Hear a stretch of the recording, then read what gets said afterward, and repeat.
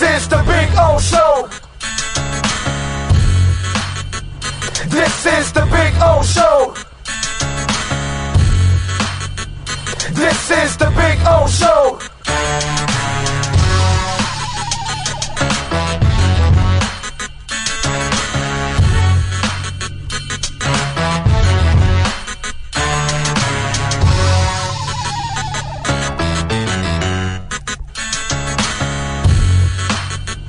This is the Big O Show. This is the Big O Show.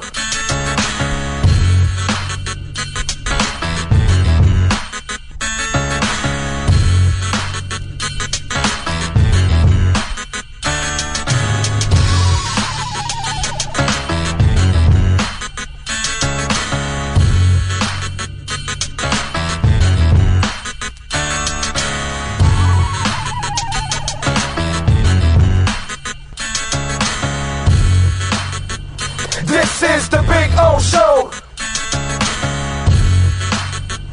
This is the Big O Show. This is the Big O Show.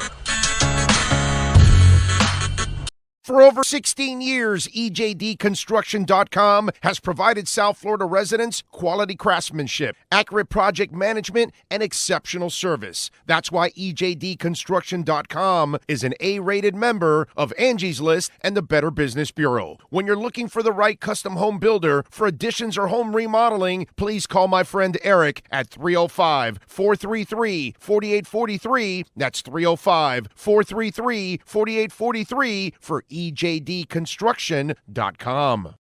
This is the Big O Show.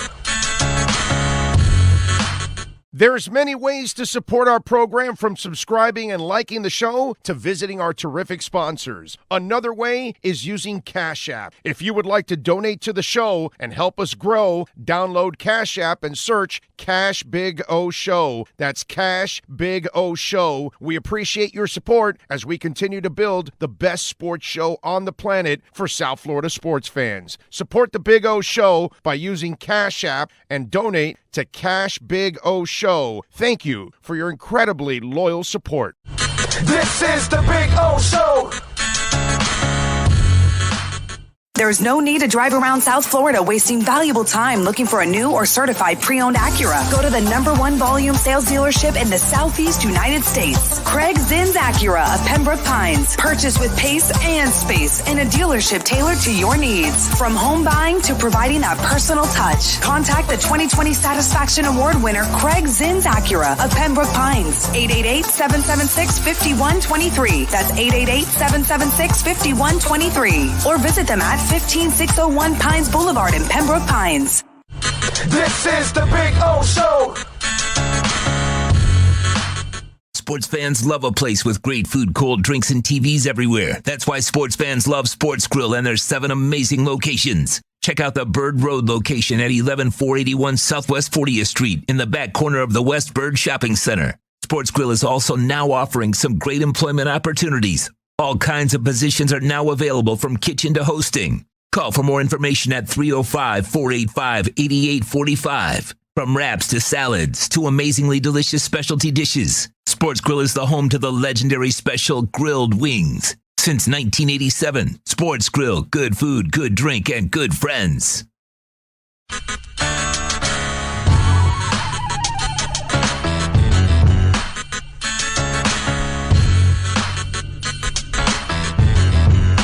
This is the Big O Show. This is the Big O Show. This is the Big O Show. Sports fans love a place with great food, cold drinks, and TVs everywhere. That's why sports fans love Sports Grill and their 7 amazing locations. Check out the Bird Road location at 11481 Southwest 40th Street in the back corner of the West Bird Shopping Center. Sports Grill is also now offering some great employment opportunities. All kinds of positions are now available, from kitchen to hosting. Call for more information at 305-485-8845. From wraps to salads to amazingly delicious specialty dishes, Sports Grill is the home to the legendary special grilled wings. Since 1987, Sports Grill, good food, good drink, and good friends. This is the Big O Show. For over 16 years, EJD Construction.com has provided South Florida residents quality craftsmanship, accurate project management, and exceptional service. That's why EJD Construction.com is an A-rated member of Angie's List and the Better Business Bureau. When you're looking for the right custom home builder for additions or home remodeling, please call my friend Eric at 305-433-4843. That's 305-433-4843 for EJDConstruction.com. There's no need to drive around South Florida wasting valuable time looking for a new or certified pre-owned Acura. Go to the #1 volume sales dealership in the Southeast United States. Craig Zinn's Acura of Pembroke Pines. Purchase with pace and space in a dealership tailored to your needs. From home buying to providing a personal touch. Contact the 2020 Satisfaction Award winner Craig Zinn's Acura of Pembroke Pines. 888-776-5123. That's 888-776-5123. Or visit them at 15601 Pines Boulevard in Pembroke Pines. The viewpoint, statements, or beliefs expressed on the following program by the host, guests, or callers are not necessarily the opinions of FantasyXS.com, Media Group Inc. ownership, management, sponsors, or website. When it comes to South Florida sports teams, very few in the media have witnessed, lived, and covered it like the Big O. Let's start the program dedicated to your favorite South Florida teams with a passion that's unmatched. The Big O Radio Show is on. Here's the Big O. All righty. Hope you all are doing well. Oh, looks like maybe I may not need these because I'm not hearing myself there. Hope you all are doing well. We are coming to you live. Orlando's in Orlando after the Primus concert. And I do want to know from all of you out there right now, how is the audio? If the audio is good, you're all excellent with the audio. I know it's not going to be perfect like when I'm in studio, but as long as everything is good, I know there might be a little bit of an echo, obviously, because I'm in a hotel room and all that good stuff. But I hope you guys are doing well out there. So make sure you give me a little. There we go. Okay. So audio is good. All right. Audio is fine. Loud and clear. Audio is good. All right. No worries. I love it. I love it. Thank you all out there for already tuning in and locking it in on a beautiful Tuesday, on a day after I watched Les Claypool, did a little Q&A with him. Not personally, obviously. It was all, what's it called? The fans. Well, there's about 100 of us, I think.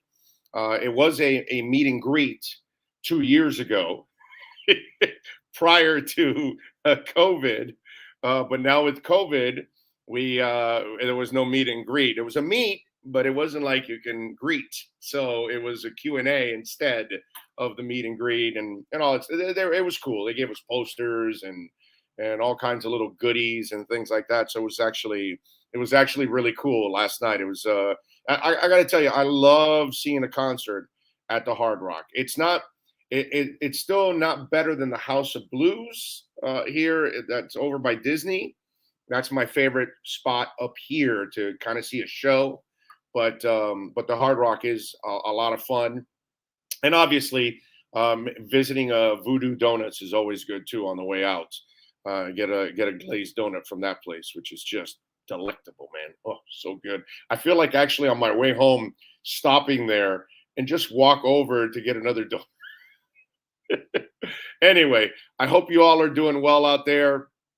Once again, thank you. Yesterday, more records, responses from all of you out there. I mean, nearly 50,000 downloads yesterday. So I appreciate all of you out there. It's just absolutely amazing what's been going on with our show and the way we've grown. Just absolutely monstrous. And I really appreciate all of you out there for all of that. Now, I laugh at all of this because, listen, man, we're all human beings. None of us are ever going to do anything perfect. We're going to make mistakes. That's kind of what life is all about, and you can't do anything about that.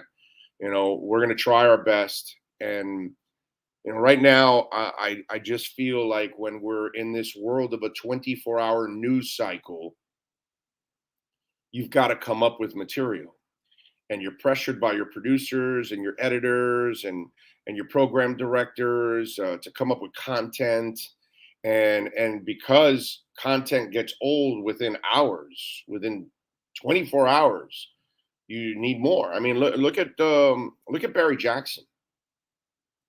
I mean, they fired so many. Well, not fired. They have lost so many people at the Miami Herald, right? That man writes what, 5, 6 articles a day. I mean, he's a machine, and they don't have a lot of people left, but they have to still fill the space, and so you've got to come up with the content. And I just feel like this Watson thing has been content. There's been no substance behind it.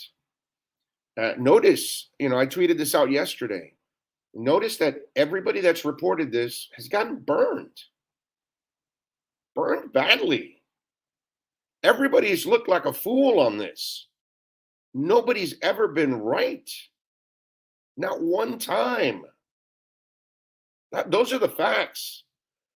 And now everybody's backtracking now after this whole story, which, I could tell. I told you all, this is a bull crap story from the get-go. And I played the video for you yesterday. Then you got silly ass Drew Rosenhaus getting on Channel 7 going, oh yeah, no, I can see it happening in the next 2 weeks. And this is a guy with a law degree. I'm pretty sure he has a law degree. And yet he's spewing some irresponsible crap like, you're going to get the Watson and he's going to solve all his legal issues in the next 2 weeks. And the other thing that the media comes up with, contingencies. What kind of contingencies are you actually going to do to trade for this guy? Well, if he goes to jail, we give you back Watson, you give us back Tua, and you give us back those picks. And but if he only gets probation, you got to give us one of those picks back. Right. The NFL is going to allow you to do something like that. I mean, it's just embarrassing, actually, because one of the things that we talked about here on the show over the last couple of days is that it didn't make any sense. None of it made sense. I mean, as slow as our court system is, do you think that he's going to resolve everything in 2 weeks? Now, let me add another caveat to all of this. Let's add COVID to the court systems. Let's add COVID to everything in life. Have you tried to buy a refrigerator?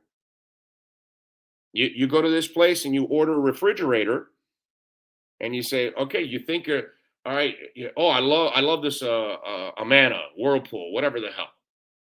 Okay, great, sir. All right. When would you like it delivered? I have an open date of December 15th or December 17th.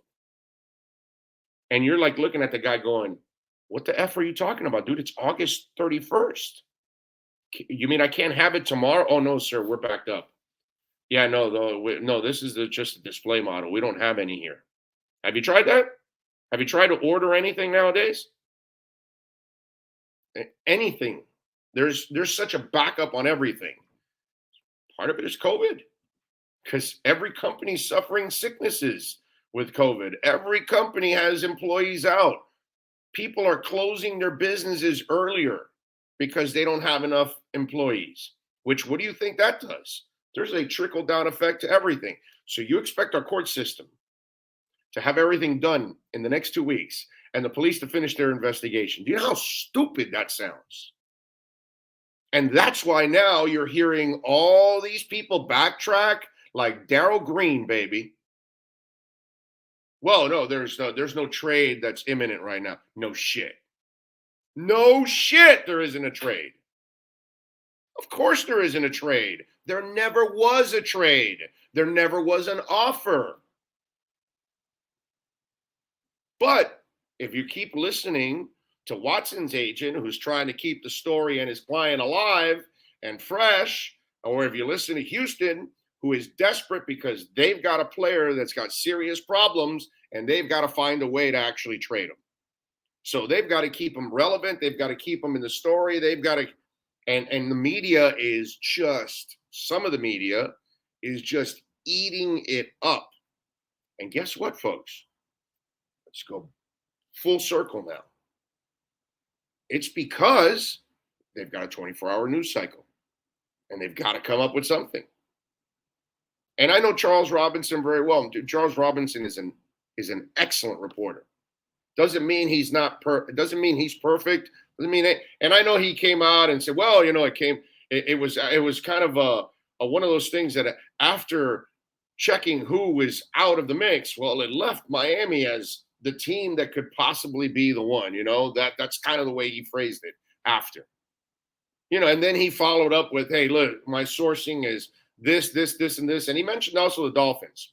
But I would say this to Charles Robinson. I would say this to Ian Rappaport, who I know very well, Schefter. You're not talking to Greer and you're not talking to Flo. I know that for a fact. And those guys aren't going to tell you anything.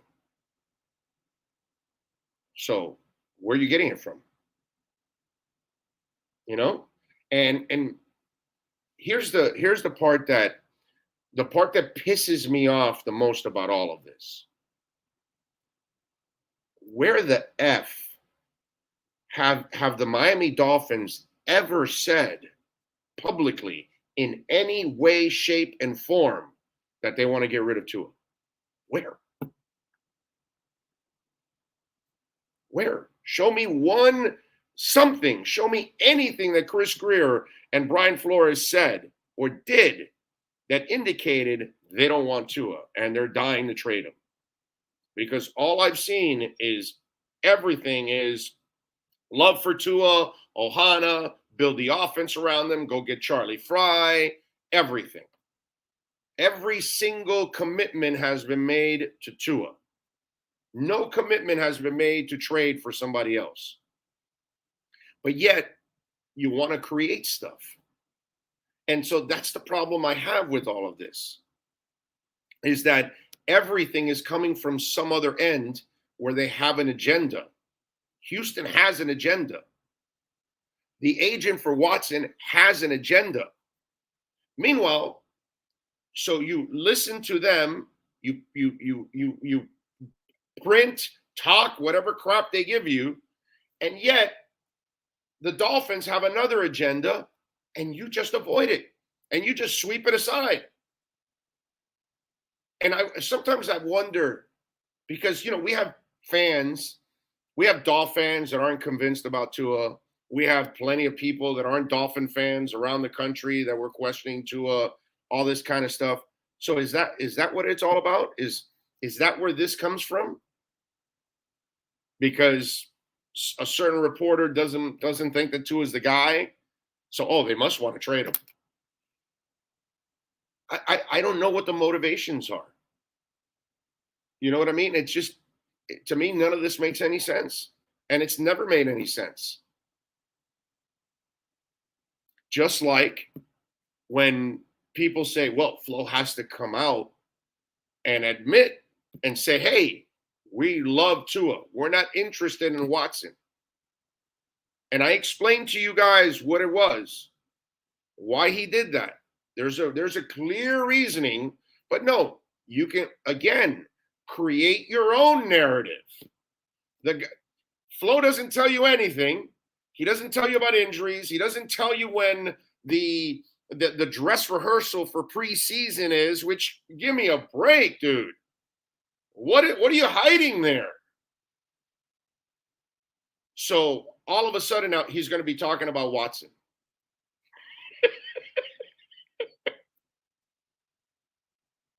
Right? So all of a sudden, I'm going to be spewing stuff about Watson to everybody. Yeah, let me pick up the phone and call this writer. Let me pick up the phone and call this writer and tell, yeah, no, I'm not a Tua guy. I'm trying to trade for Watson. You're correct. You got me. So nobody ever watches the MO of the coach, right? And we clearly explained to you that it's called precedent. He's not thinking about Watson. All these people are tied up with Watson and Watson and Watson.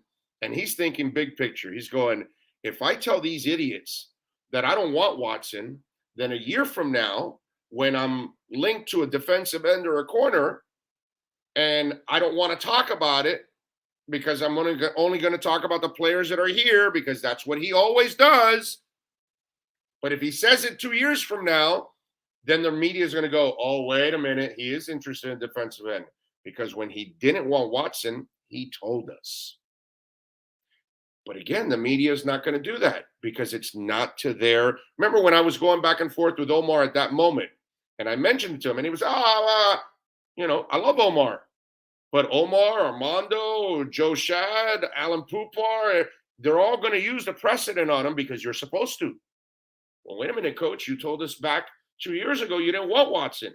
Why can't you tell us you don't want this defensive end or this linebacker or that corner? You're happy with the guy you have. But no, it has to be their agenda. Their agenda is the only one that counts. And so since their agenda is the one that counts, their narrative is the one they write about, their narrative is the one that they talk about, you fall for it.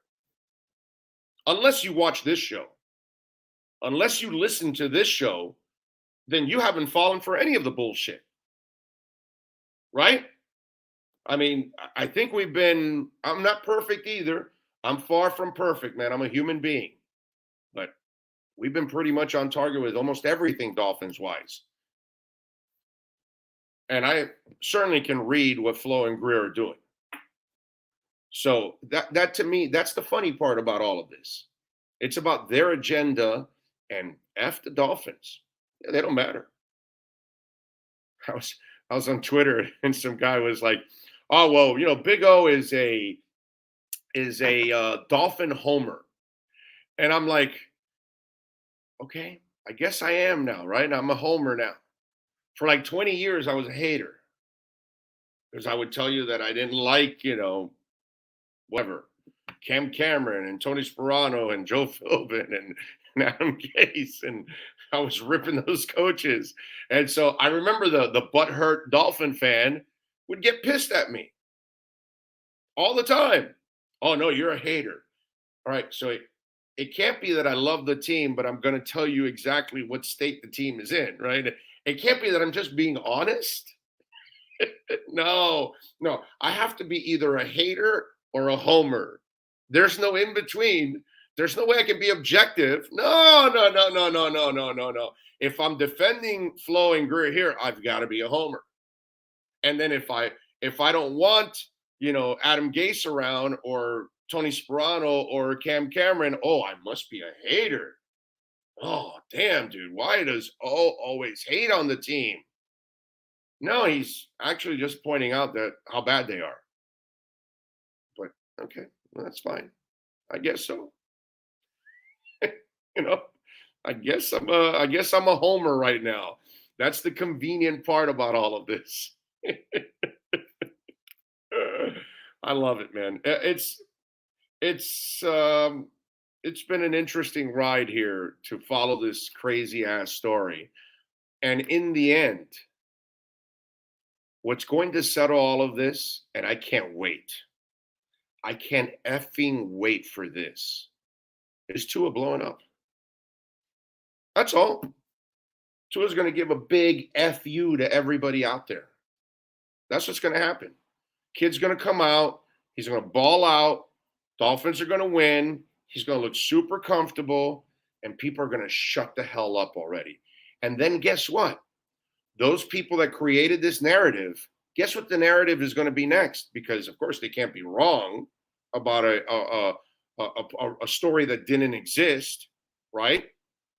Well, now that Tua is shining, they have no need for Watson. They're not going to be interested. But they were interested. They wanted him badly. I have no proof, but they wanted him badly. I have no proof, but they wanted him badly.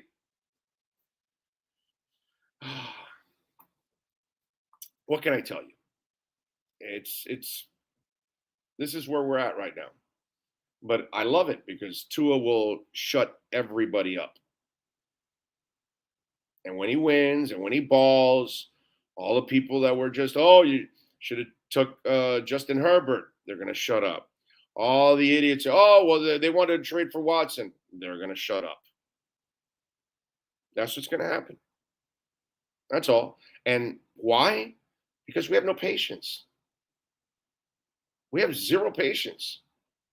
What's the narrative? Oh, Flo pulled Tua from the game and put Fitz. Oh, he must not care about Tua. He must not think highly of Tua. No, dude, he wants to win. And at the moment, the kid's not ready. And when you find out about everything that, obviously he didn't practice with the first team, but he didn't really know the playbook and all of that, and you can kind of understand everything that went on. But no, let's create the narrative that he's unhappy with Tua. Like Tua's the first rookie quarterback to start and then get benched and start again and get benched. Really? Oh, that's the first time it's happened in the NFL. So in the NFL, every rookie quarterback either starts off well and they keep him in there, or he starts off poorly and they keep him in there. There's nothing in between. Come on, man. It's just narratives. Just build it up. And if it doesn't, and even if it's a lie, twist it up. See it in politics all the time, right? Same thing in sports. Happens all the time, man. This is build your own narrative in covering sports. Even though we have no proof, let's build the narrative. And there's been no proof. That's the thing about all of this.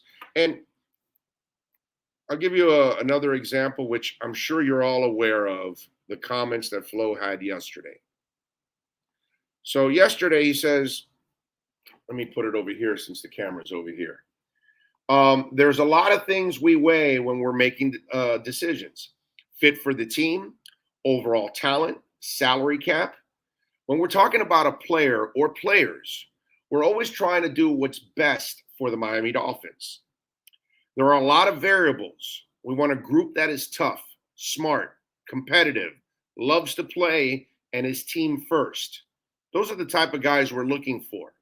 We have high standards for the people we have in our organization. We want people with high character throughout the building. Now they're using this like, well, wait a minute. He said high character. So how do you make a trade for Deshaun Watson then? Because you do have to question Watson's character in all of this. Innocent or guilty. Let's understand that. Innocent or guilty. The guy has a problem. We've talked about this already.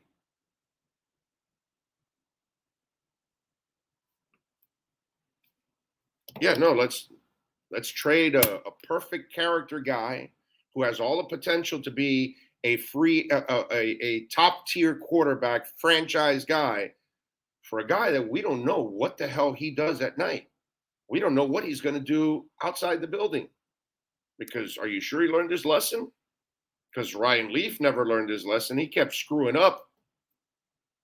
Right? Oh, he's still screwing up. Recently, he screwed up about a year ago. He's lucky he still has a job, but good for him. At least he's able to work. But plenty of people continue to screw up in their lives. So how do I know that this guy, he can't help it. He's got to go call somebody to rub his ding-a-ling. You know what I'm saying? And so now they're using this. And is Flo sending you a message there? Media? Fans? Was that a message? Without saying we're committed to Tua, without saying we don't want Watson, is we have high standards for the people we have in the organization. We want people with high character throughout the building.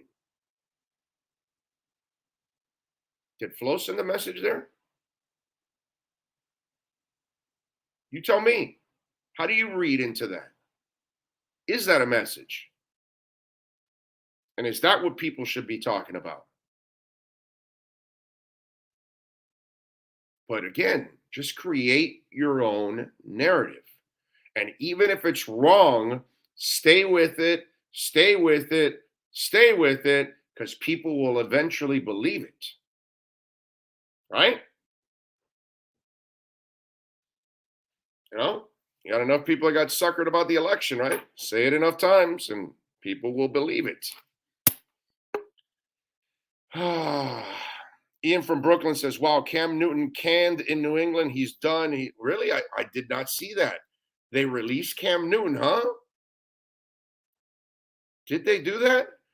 Patriots cut Cam Newton as Mac Jones wins starting battle. Right, and they probably didn't want to deal with Cam being around, being the backup after losing that job. Now I see why Belichick says, well, you got to play better than Cam in order to get the job. He wanted to keep Cam focused, that he still had the job, and that he didn't want to lose Cam. And then until he had to make the decision, so he went with Mac Jones. Mac Jones against the Dolphin secondary. I'm looking forward to it. I don't give a shit what they tell me about it. Oh, well, he's looking like Tom Brady and all that.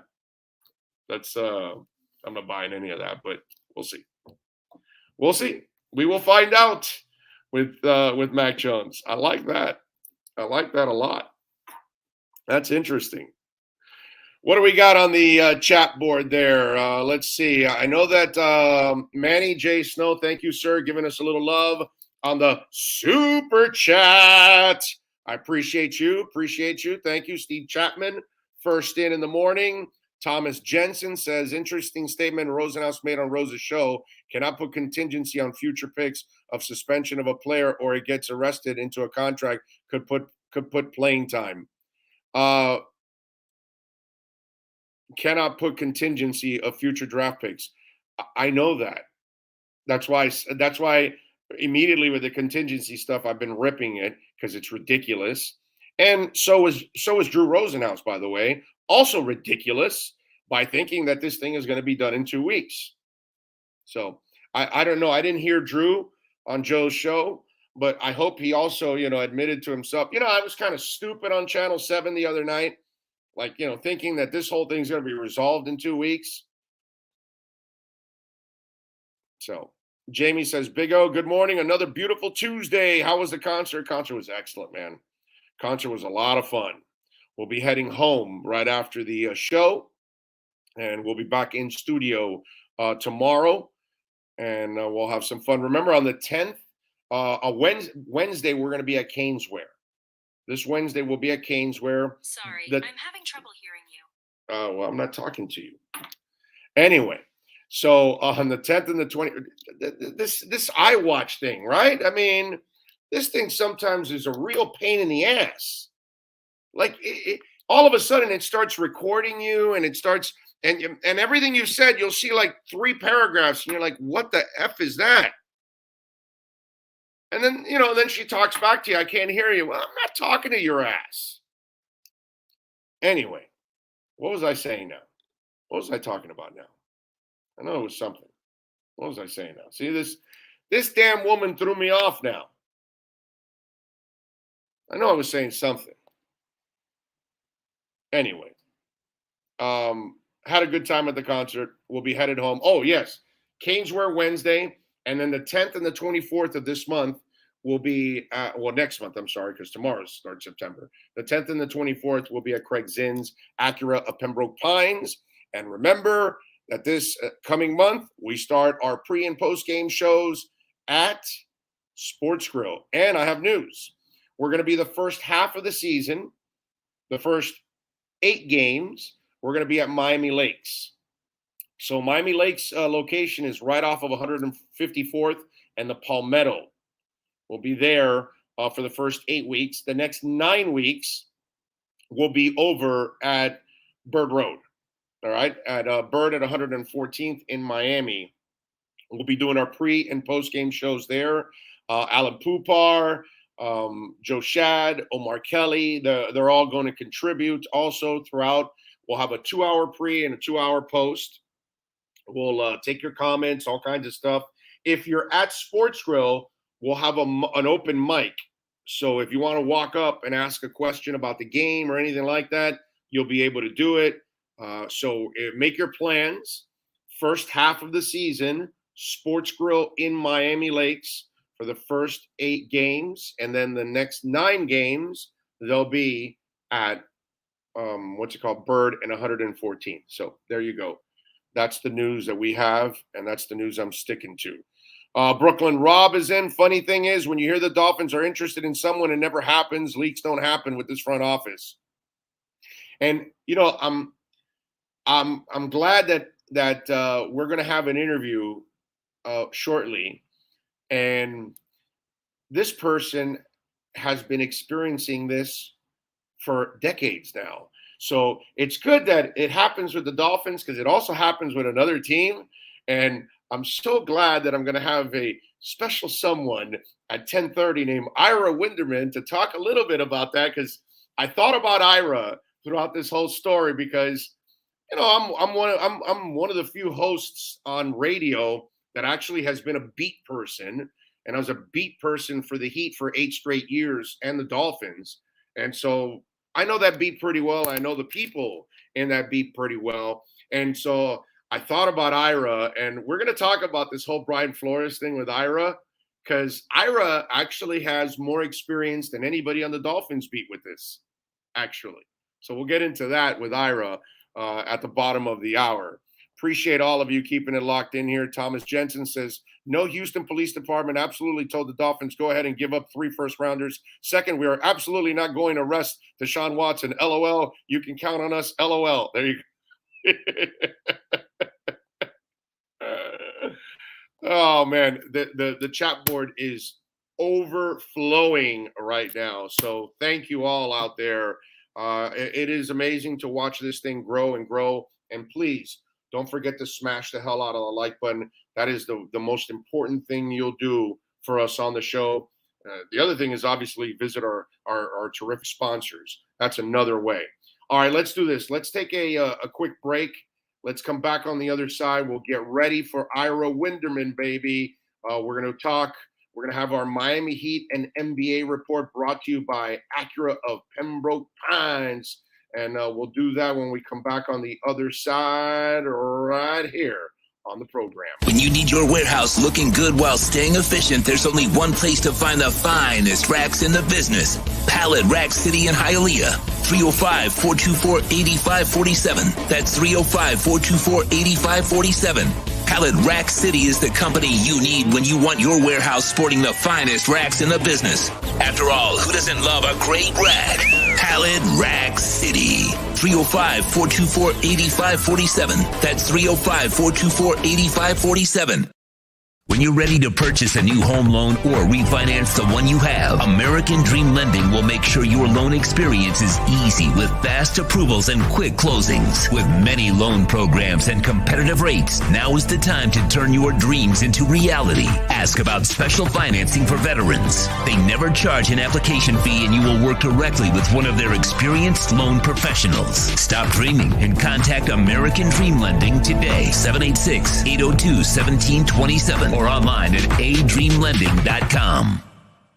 There's no need to drive around South Florida wasting valuable time looking for a new or certified pre-owned Acura. Go to the #1 volume sales dealership in the Southeast United States. Craig Zinn Acura of Pembroke Pines. Purchase with pace and space in a dealership tailored to your needs. From home buying to providing that personal touch. Contact the 2020 Satisfaction Award winner Craig Zinn Acura of Pembroke Pines. 888-776-5123. That's 888-776-5123. Or visit them at 15601 Pines Boulevard in Pembroke Pines.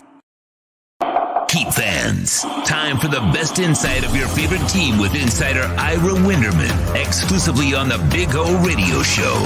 It's the Acura of Pembroke Pines Miami Heat and NBA report. Here's Ira Winderman. Ah, yes, it's a beautiful thing. There he is, the man, the myth, the legend that is Ira Winderman, and our Miami Heat and NBA report. And you know what? I've got the damn board up with the Dolphins too. I need to eliminate that right now. Oh. There we go. Now we got it. Now we're taking care of our friends at Craig Zinn's Acura of Pembroke Pines. Ira, how you doing this morning? You doing all right? I'm doing good. Interesting day across the sports landscape. And like you said, before the rejoin here, lot of parallels to how the Heat do business, how the Dolphins are starting to do business, and even to a degree how Bill Belichick did business today with his secrecy to the last minute. I think you're seeing a lot more of this. I think you're seeing a lot more of the media being kept at arm's distance. Some under the pretext of COVID makes it harder to be around people. But I think with social media inside teams, I think teams are sort of handling their own news, so to speak. Yeah, and I thought about you the entire time.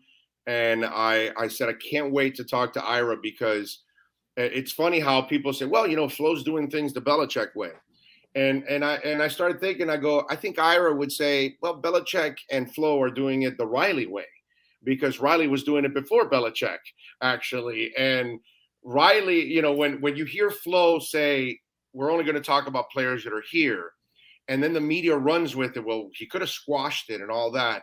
And I've been explaining for the last 48 hours that these coaches are these kind of coaches, like Flo, like Riley, like Belichick. They're playing chess. They're not thinking about Watson. He's thinking a year from now, if I'm rumored to a defensive end, and then at that moment, if I say I'm only talking about the players here, but then a year before you went out and said, no, we don't want Watson, then all of a sudden they're going to run with it and they're going to say, oh, he must be interested in that defensive end, because when he didn't want Watson, he told us.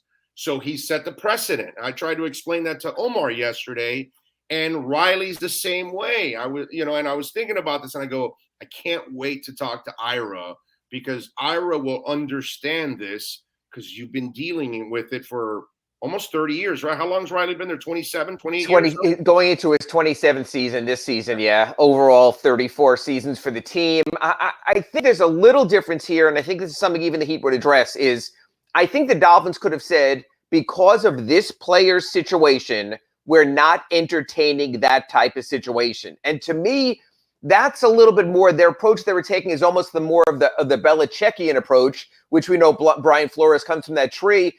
I think some teams will take a chance on anyone if it helps them win. And that's sort of been the Bill Belichick approach. And he's brought guys in who've been cancers on other teams. Yeah. So I think the Dolphins situation's a little different from the Heat. No comment at all. I think they could have addressed this if they felt a moral imperative. If they felt there's some areas they're just not going. You and I remember going back to what was this? Wait a minute. Did he do it with that statement yesterday when he said that he wanted high character people on the team? Was that an indirect shot to kind of cool the engines for the media out there and some of the fans? What do you think? You could have cooled it a lot more by talking about, in this situation, as long as a player is under investigation, that's not an area we're interested in. Then back to the usual, we're talking about the players who are here. These are the players who are around. We'll address the situation if it comes to that. I think what happens is, especially now with all these Zoom sessions and extra media sessions, these guys are out front a lot more. As you know, you never see Pat Riley anymore. He'll address something when it happens. He doesn't have to be out there with the speculation. But because of all these press conferences that are mandated by the NFL and now that are on Zoom so anyone can access them, I think it becomes a little bit different. So you have to say something. You can't say nothing. You can't do the next question. That fuels everything. So I think this is all part of it also. But it's just crazy. I mean, I just tweeted out with the Mac Jones news and the Cam Newton news how Tua is the second oldest starting quarterback in the division. How everything is sort of changing for the Dolphins. And because of that youth, and you mentioned it in the previous segment, you don't want to throw off your current players. You don't want them getting caught up in it. You want them to know, for now, you're here, we're riding with you. Hey, things change. We're all big boys. We all understand that. Yeah. Anyone can get traded. Tua can get traded. Any player on the Heat could eventually get traded right now. But behind the scenes, they must have pulled Tua over already and said, hey, don't listen to this stuff. We're not doing anything. I don't know if you do that, and it's because of what you said moments ago. Because the one time they don't pull him aside and they don't tell him that, then all of a sudden he's left wondering, wait a minute, let's see. Flo told me at the end of August in 2021 not to worry, but now we're in March of 2022 and they're talking about trading up in the draft and he's not telling me anything. You know what? But they have said publicly they're very happy with Tua. They think he's progressed.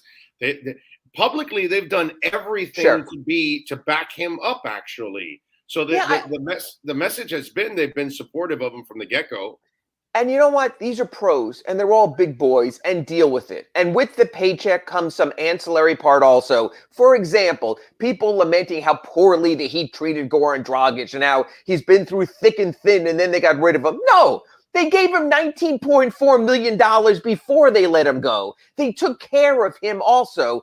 The professional deal is completely different. These guys have to deal with it. Part of the way we do sports here in the United States, as opposed to transfers in European soccer and things like that, is you can get traded. A very select few have no trade clauses. Most don't. Most leagues don't even allow them until you reach a certain veteran status anyway. So you just deal with it. You just deal with it. It's part of it. Just like all the poor guys who are going to get cut today, just like the guys in the Heat camp who get cut at the end. That's part of being a professional. Honestly, at the end of the day, Big O, it's the life they chose. Yeah, no, you're right. It is the life they chose, and I just found it interesting because it's something that you've been dealing with for a long, long time. Yes, the wall of secrecy. And you know what? If you want to be professional, you wind up being that way. And probably, when you look at the most professional franchises up and down the line, they're also probably the franchises involved in the fewest rumors. Even today, I think most people, I think you would admit, you were, I know in your previous segment, caught a bit off guard that Cam Newton was outright cut. Because that's the way the Patriots, the championship Patriots, that's the way they operate. We never hear anything in the NBA out of San Antonio. Granted, it's a small market, but that's the way Greg Popovich, R.C. Buford, that's the way they handle their business in-house. And so covering a team like this, you realize also you can't get caught up in the rumors. Because unless you're there in Pat Riley's suite, unless you're there with Eric Spoelstra, you know they're discussing everything and anything, and then boom, something happens. Matter of fact, like the only leak we've gotten recently, you could say, was the Kyle Lowry trade, but that's because that was the Jimmy Butler influence, because he made it known he wanted Kyle Lowry here. He told us that Kyle Lowry's the godfather of his daughter. So there was a little more linkage for us sort of to go from point A to point B. The professional teams, honestly, they act professionally. And the difference is this between, say, a Nick Saban era. When some in your front office hate others in your front office, they leak things out. Right. So when you're the dictator, you have to deal with those things. I think from what I've seen, and this is from afar, and obviously you have Omar Kelly on your station and your show, and Joe Shedd, and they know more about it. I think because there's a common respect now through the Dolphins, finally, from the coaching suite to the front office to ownership. You keep it in-house. It's when you find out that the coach is butting heads with the GM or with the owner, those are the teams, Toronto, the problematic Ireland, teams. Philbin, all that clown show that they had going on, and there was a whole fight for power. Donna Ponte, everything that was going on, and there was all kinds of backstabbing going on. Exactly. That's when they were dysfunctional. But now I agree with you. Flo he is developing a structure like Riley has now with the Miami Heat, because I think they actually found their coach actually with Flo. All right, so you mentioned it. Lead us into it. What's the latest in the Lowry investigation? How long is this thing going to? Yeah, this is crazy because even last year when Milwaukee had their thing where they tried to get Bogdanovich in their sign and trade ahead of time, and everyone said that dragged out for 3.5 weeks. Well, Big O, this Saturday we are at 4 weeks in this investigation, which leads me to a couple of thoughts. Number one, the NBA never announced there was an investigation. They sent out the letters to the parties involved. Ramona Shelburne, Adrian Wojnarowski from ESPN reported it. But think about this. There never was an NBA statement saying we are investigating the Miami Heat, the New Orleans Pelicans, the Toronto Raptors, and the Chicago Bulls. So it's been done very low-key. And it may wind up ending that way. There may be no statement. There may be the quietness of just a find, and that's that. We know one thing for sure.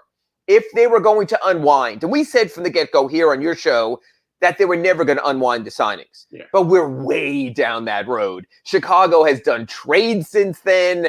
The Heat have rounded out the rest of their roster. It's not getting unwound. Could draft picks be involved? Absolutely. And if they are, honestly, until next year's draft, they got all the time in the world they want. So I think there'll be some sort of minor penalty there. I think we all need closure before the Heat goes to camp. But I don't think it is viewed as anything egregious. And I think this league just realizes they have a problem that if 99% of the teams are operating one way, you can expect 1% of the teams to operate the other way. I think it's going to be relatively minor. They know the Heat do not have future first-round draft choices they can give up. They basically don't have second-round draft choices also. I would see some kind of penalty, but you're not going to see a Deflategate type of penalty with suspensions. You're not going to see something like we saw a Bounty Gate in New Orleans with the coach having to sit out a season or something like that. It's simply not to that point. Oh, if it was to that point, we'd be hearing more. Something would have been done by now. Instead, the NBA realized sort of, wow, we have a really stupid system, and now that we pointed out there's an issue, we have to try to find our way to backpedal to a degree also. Yeah, I mean, it's a league that's got a whole bunch of funky rules that, you know, sometimes you got to kind of question it at times. And listen, man, they have, it's kind of like the NFL, like they don't want you to tamper when you're at the combine, and yet that's all there's going on in the damn. That's what that besides getting the physicals and being able to interview, because that's really what the combine is all about. People get caught up in the 40s and the high jump and all that. The NFL teams, that's just like nothing. That's just a little side note. They really want to check the medicals on these guys and meet with them and do the interviews. That's really what this whole thing was actually all about. And then the other thing that goes on, since all the agents are there, man, there's so much tampering going on in the league. Backroom dealing, yeah. But, you know, you've kind of opened yourself up for something like this. And the thing, and in this league also is there's so many moving parts. The NFL's not a huge trade lead. When there's a trade in the NFL, it's a big deal. And if player goes from point A to point B, he stays in point B.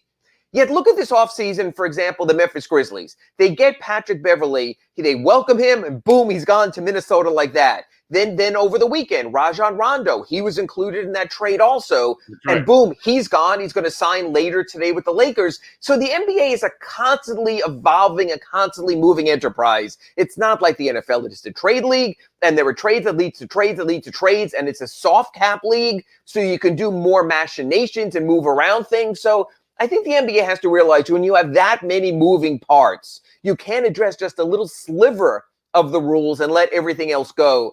So I think in this case, the NBA realizes unless they bring everything together and they change all the rules, and if you trade for a player, you keep a player, and if you're going to go ahead and do a player team option or player option, you're not going to trade him the next day in a deal in something that's prearranged. So unless you reel it all back and tighten everything up, it's going to be this way. And people love the NBA, that you and I in July and August and September can talk about the Heat because there's always something going on. Because Rajon Rondo now goes to the Lakers. As a matter of fact, there's something I wanted to talk to you about.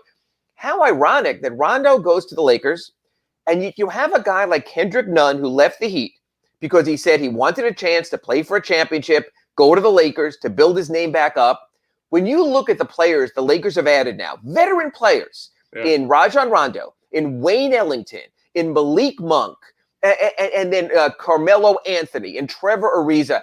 I'm really wondering if Kendrick Nunn could undo, like we were talking about, his move. I'm not sure he wouldn't, because when I look at Kendrick Nunn right now, I see a guy who very well could set up as a 10th or 11th, 12th man, actually in a worse situation than he might have been in Miami. And that's because of what we're talking about. This league constantly evolves. He might be wearing a lot of suits this year. Yeah, I don't know if again, third team dress, so he might be able to avoid that. But again, like we were talking about, in the NBA, there's constant movement. So look at Kendrick Nunn on August 2nd, signed with the Lakers, thought he might be their starting guard alongside Russell Westbrook. We go now back a full month, turning into September here, and now he doesn't even know if he's going to play. This league is constantly churning. Just like with the Heat, they have a roster spot. They have the possibilities. They have two-way contracts. Things will still happen between now and the September 28th start of training camp.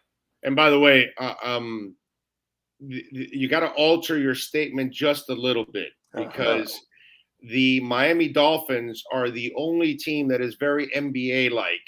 Because if you've watched Chris Greer in the first 2 years plus, I don't think anybody's made more trades. He is the NBA general manager in the NFL, because that man makes trades like it's going out of style. But the difference there is, and football's fascinating with this, with the non-guaranteed contracts. How many players the Dolphins trade for in off seasons and then just cut before the next season even starts? That's part of the NFL contract structure. There's not been a lot of players the Dolphins have traded from point A to point B and then moved on to another team. The NFL just doesn't operate that way. I always find it crazy how we blow up these Dolphins trades in the offseason, some third string linemen, and then come cut down date, all of a sudden the guy is gone anyway. It's a strange thing. But like they said, the one thing about the Dolphins, they're keeping their best players. They're not saying because we made a mistake here because we were active, we're going to compound that mistake by keeping him on the 53. No. So I give him credit for that as well. Yeah, I'm with you there.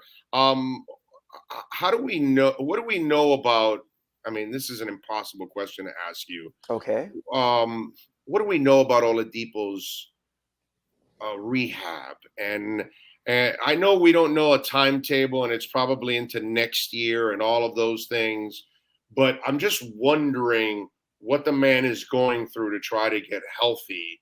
And, you know, I'd love to see him healthy because he is such a wild card, Ira. Absolutely. That if you're able to get that guy healthy on the second half of the season and into the playoffs, he's also younger than a lot of your older veterans. So I'm not saying Dwayne Wade or anything, but I'm just saying that he's a guy that you're going to be able to throw more of the load on if it's a healthy Oladipo, which obviously we all know that's a big if with all of that. So what do we know about his rehab? How difficult is it? Is it something that can be overcome?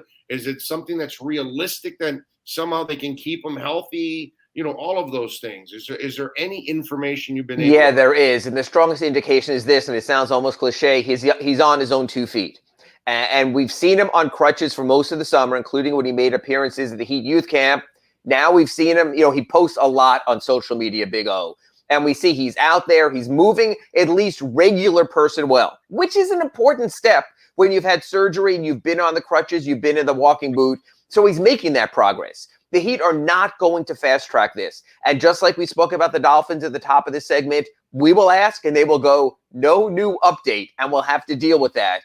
But I think he's making the progress for an important reason. He realizes how important it is for him to to restructure and get back to where he was for his next contract. He's already playing for his next contract. He took a 1-year rookie minimum this year. So I think he will very much be a factor over the second half of the season.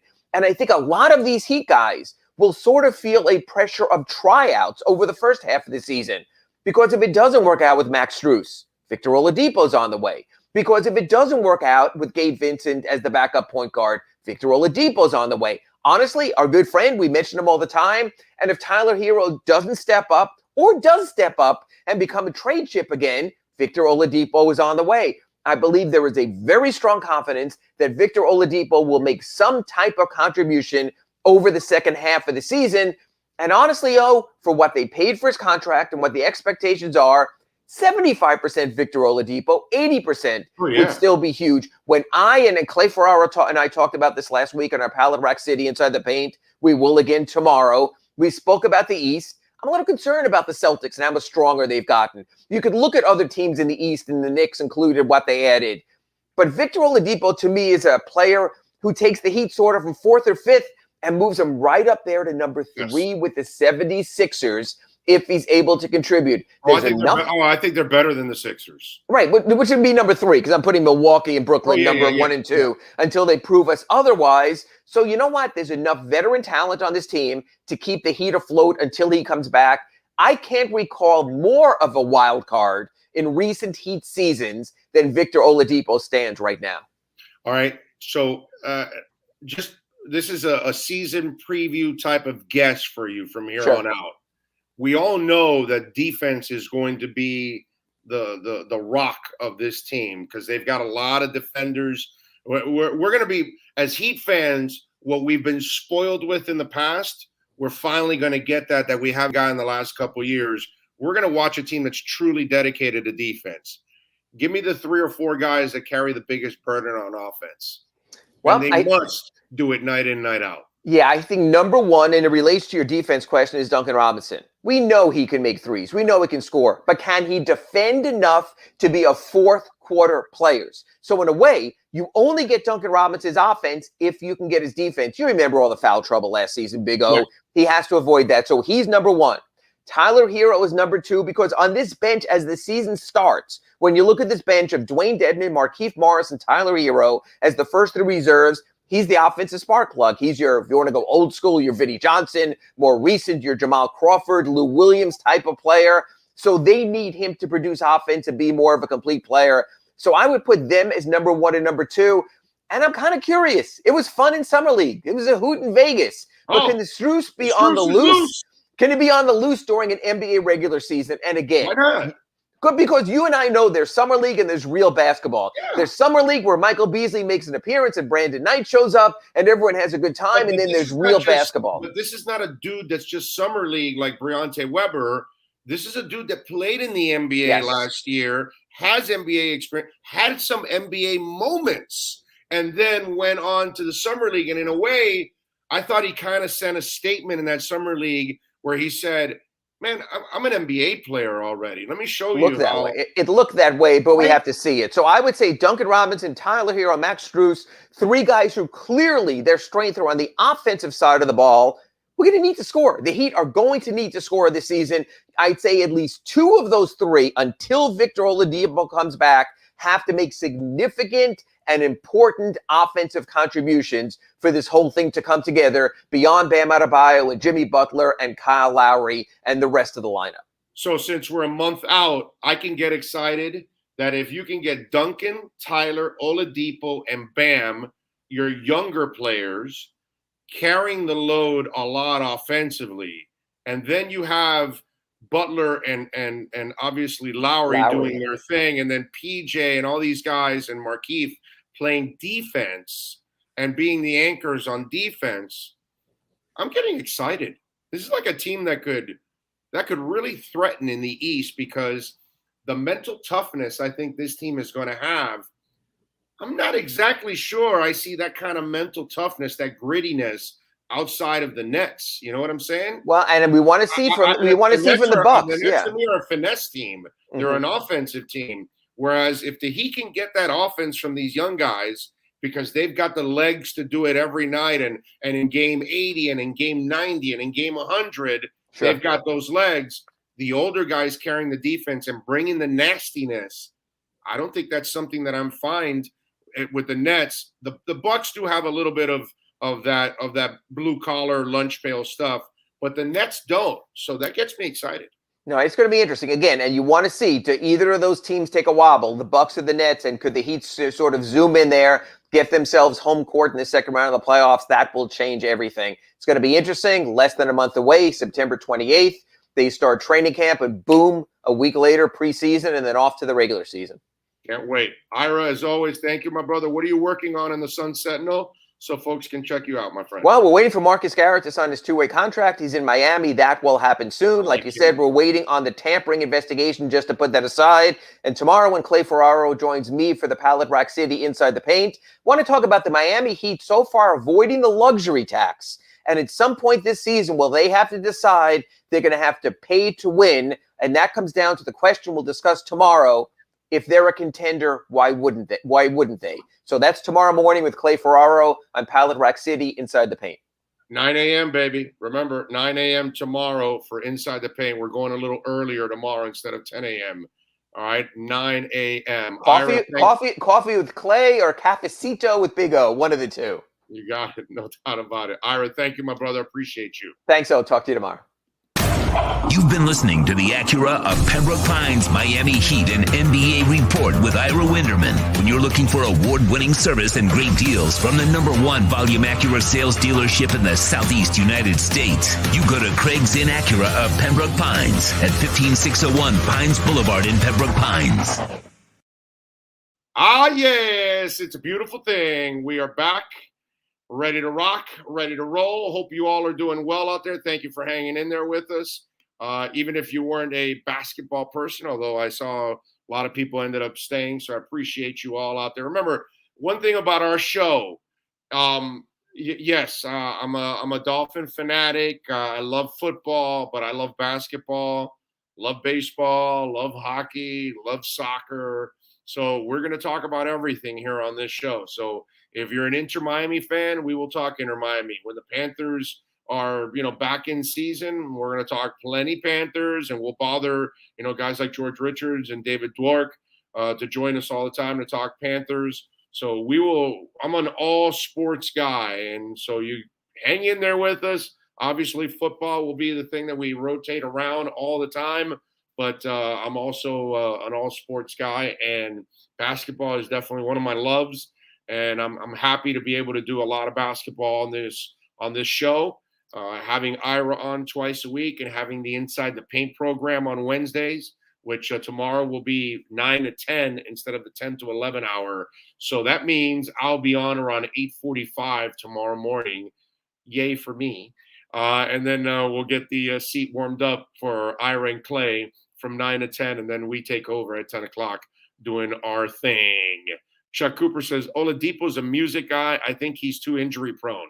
Well, Chuck, yeah, we all know he's injury prone as hell. Not you think. Those are facts. But the scary thing for Miami, look, if he gets injured, it is what it is. It was a contract where they're not taking any chances. They're not giving any big money. It's all minimum stuff. It's a prove-it deal. But, man, if somehow or another that young man can figure, stuff out and stay healthy, he would add a lot to this team. And like I mentioned to Tyra, if you can get Tyler and Duncan and Bam and Oladipo to, because those are your younger legs, and those guys can produce offense every single night, and then it doesn't put the weight of the world on Lowry and Butler all the time to carry them offensively, but just contribute and do their thing defensively and facilitate, which, as you all know, Jimmy and obviously Lowry can really set everybody else up. You know what I'm saying? And if you allow PJ Tucker to give you the occasional three, but play that D that he plays, and Markieff Morris can also play some defense for you, man, this team has a lot of potential. And let me tell you, if the Strus is loose, and all of a sudden now you've got Duncan, and how about this? I got 228 people right now on the board. And any of you out there that are downloading the show and listening to the podcast, answer this question for me. You can send it on the email at bigoradioshow@yahoo.com. You can send it on Twitter at Big O Show. You can post it right now on the chat board that I'm looking at it right now. Okay, I'm going to tell you something right now. Who do you count on more to hit threes on a consistent basis? The Strus is loose or Kendrick Nunn?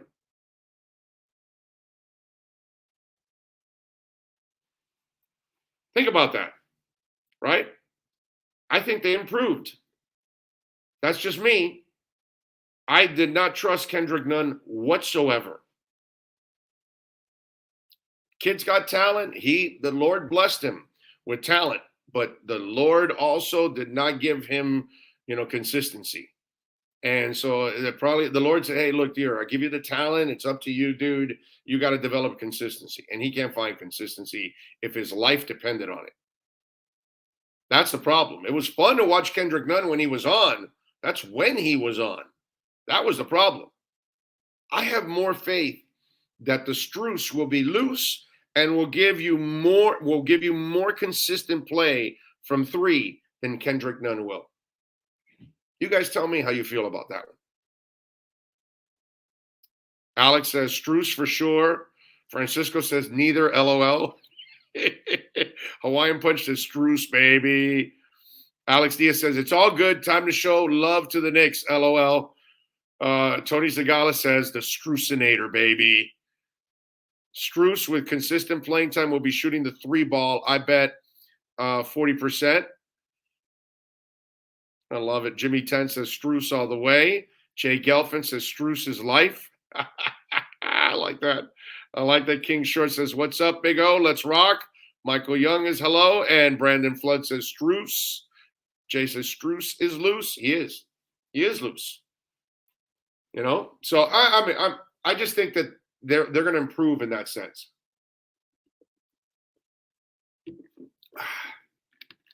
Needed that. Gotta have a little water. Here, comb my hair. Get the locks straightened out here on the air. There we go. All right. Anyway, So we got a lot of things to talk about. We appreciate Ira Winderman joining us on the show. Let's do this, okay? Because it is the top of the hour. Let's take a really quick break here, a 30-second break, so we can start off hour number 2. Got a bunch of things. I want to get into some Dolphins talk here on the program. Manny Navarro is set to join us at 12, and Alan Poupar will join us at 12:40, okay? That will go on. But right now, give me 30 seconds. When you're ready to purchase a new home loan or refinance the one you have, American Dream Lending will make sure your loan experience is easy with fast approvals and quick closings. With many loan programs and competitive rates, now is the time to turn your dreams into reality. Ask about special financing for veterans. They never charge an application fee, and you will work directly with one of their experienced loan professionals. Stop dreaming and contact American Dream Lending today. 786-802-1727 or online at adreamlending.com.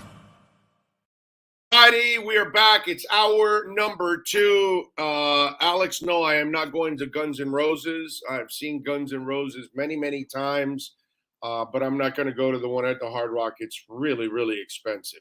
So, no, I'm not. But I've seen Guns N' Roses a whole bunch, so I'm good overall. There's a couple of things that I'm changing when it comes to music now. Obviously, I go to a lot of concerts. That's where I'm here. I'm in Orlando right now. I'm in a hotel room because I was at Primus last night, and it was absolutely phenomenal. And I had a lot of fun. I'm going to the Struts on Wednesday at Revolution Live. If anybody's going to be at the Struts, give me a heads up. But one of the things that I'm going to do from here on out is, I've been to a ton of concerts, but what I will not do anymore is waste my money and go see a singer that's already done. That's what I'm not going to do. And I'm not saying that about Axl Rose, because you get there's some really good days with Axl. I know there are some times where it does get a little in the gray area with him. But look, Kiss is coming. I've seen Kiss, I don't know, over 20 times. And, Paul's voice is toast already at this point. I'm not going to pay for another, and I've seen this concert already. I think twice, actually. This concert, this set list, pretty much. I've seen all the they're not doing anything that I've never seen before, put it that way. And so I'm kind of done already. No matter, it's the end of the road tour for Kiss. I already reached the end of the road for me. I see where, Motley Crue is going to eventually have that stadium tour. I won't go see Motley Crue ever again because Vince Neil can't sing anymore. And I've seen Motley Crue, I don't know, 10 to 15 times or something over the years. I've seen them a ton. I've seen them all the way back to their heyday. I read where David Lee Roth turned down the Motley Crue tour. Can you imagine having to deal with David Lee Roth on one show and Vince Neil on another? Two guys that can't sing anymore. I would never go see David Lee Roth. The last couple of times I went to see Van Halen, I went strictly because of Eddie. I knew David couldn't sing anymore. He talks the songs. It's like, what Gene Simmons said about him was wrong because he's a friend of his and all that stuff. But you and I can actually be honest. He's done. He's toast. I mean, if you want to see him, go ahead. If you want to go see Motley Crue, go ahead. You know what I mean? Whitesnake is another. Love Whitesnake. I've seen Whitesnake several times. David Coverdale's done. It just he can't sing like he used to anymore. Can't hold high notes, can't screech, can't do any of that kind of stuff. So that's the one thing that I am going to change about some of the concerts that I've gone to in the past, because some guys or women are getting to the point where, you're stealing money. I walked out of Lionel Richie at the Hard Rock. He can't sing. Like, he was kind of talking through the songs. Not only that, he was late for that concert too. He was like almost an hour late. And then he starts kind of singing or whatever. And 3 songs in, I look at my wife, I go, I got to get out of here. He can't sing. And I'm done. So what are you going to do? Dougie Fresh, How is Winona's big brown beaver aging? It's aging well. He did play the song yesterday, by the way. Winona's big brown beaver. Okay. Now that Cam is gone, we can. Who can we now rely to wear a shower curtain and women's capri pants to pressers? Yeah, I don't know. Yeah, and he's done too. Nobody's going to give him a chance. Nobody's going to give him a chance. That was an experiment that they were trying in those days. While I was looking at some of the music news, I saw that Casey Musgraves is going to have a tour here in North America. And I bring it up not because Casey Musgraves is this incredible artist that all of you are going to see. She is super talented, by the way. But when I saw that, I wanted to just pass along a couple things because I've been doing this for a long, long time. And one of the reasons I've been doing this business and being in this business for a long time is because of all of you out there.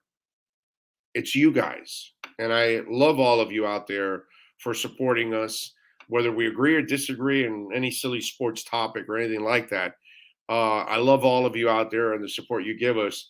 And when I saw the Casey Musgraves thing, I remembered Michael and Kendall, who is no longer with us and was a listener that used to call me all the time on QAM. And he was one of the nicest men you'll ever meet. Always really decent. And, over the years, I've gotten to know a lot of you out there that, follow me and all that. We meet, whatever. Some of you even have my cell phone number and all that. And so it reminded me, and I want Michael and Kendall to know that he's not forgotten. And I want Chris in Homestead. And I know Chris was a hardcore listener to our show. And his wife and his son used to listen to us. His son must be all grown up now. I doubt they're listening. But, Chris in Homestead, I want you to know that thoughts and prayers. Johnny and Kendall. I used to get also at QAM, Johnny and Kendall is in the house. He used to say, that's how he'd open up the phone calls. And sadly, we lost Johnny a couple of years ago. He was working for Royal Caribbean up in New York. And I got to know Johnny personally. Again, I got to know some of our listeners I actually get to know personally, and they get to know me, and we get to hang out and stuff like that. And so when I saw the Casey Musgraves thing, I wanted to mention it because most of you probably don't even know who I'm talking about. Most of you may not remember Michael and Kendall. Most of you may not remember Chris and Homestead. Most of you may not remember Johnny and Kendall. Callers that were hardcore callers. Chronics is what we call them, right? But they're people that love the show and are dedicated to it, and always been supportive of me. And listening or reading that Casey Musgraves headline reminded me of some of our listeners that are no longer with us. And I'm sure we've lost some others, but I don't know about it. These guys, I knew about it and I found out about it. And obviously my heart is still heavy for them.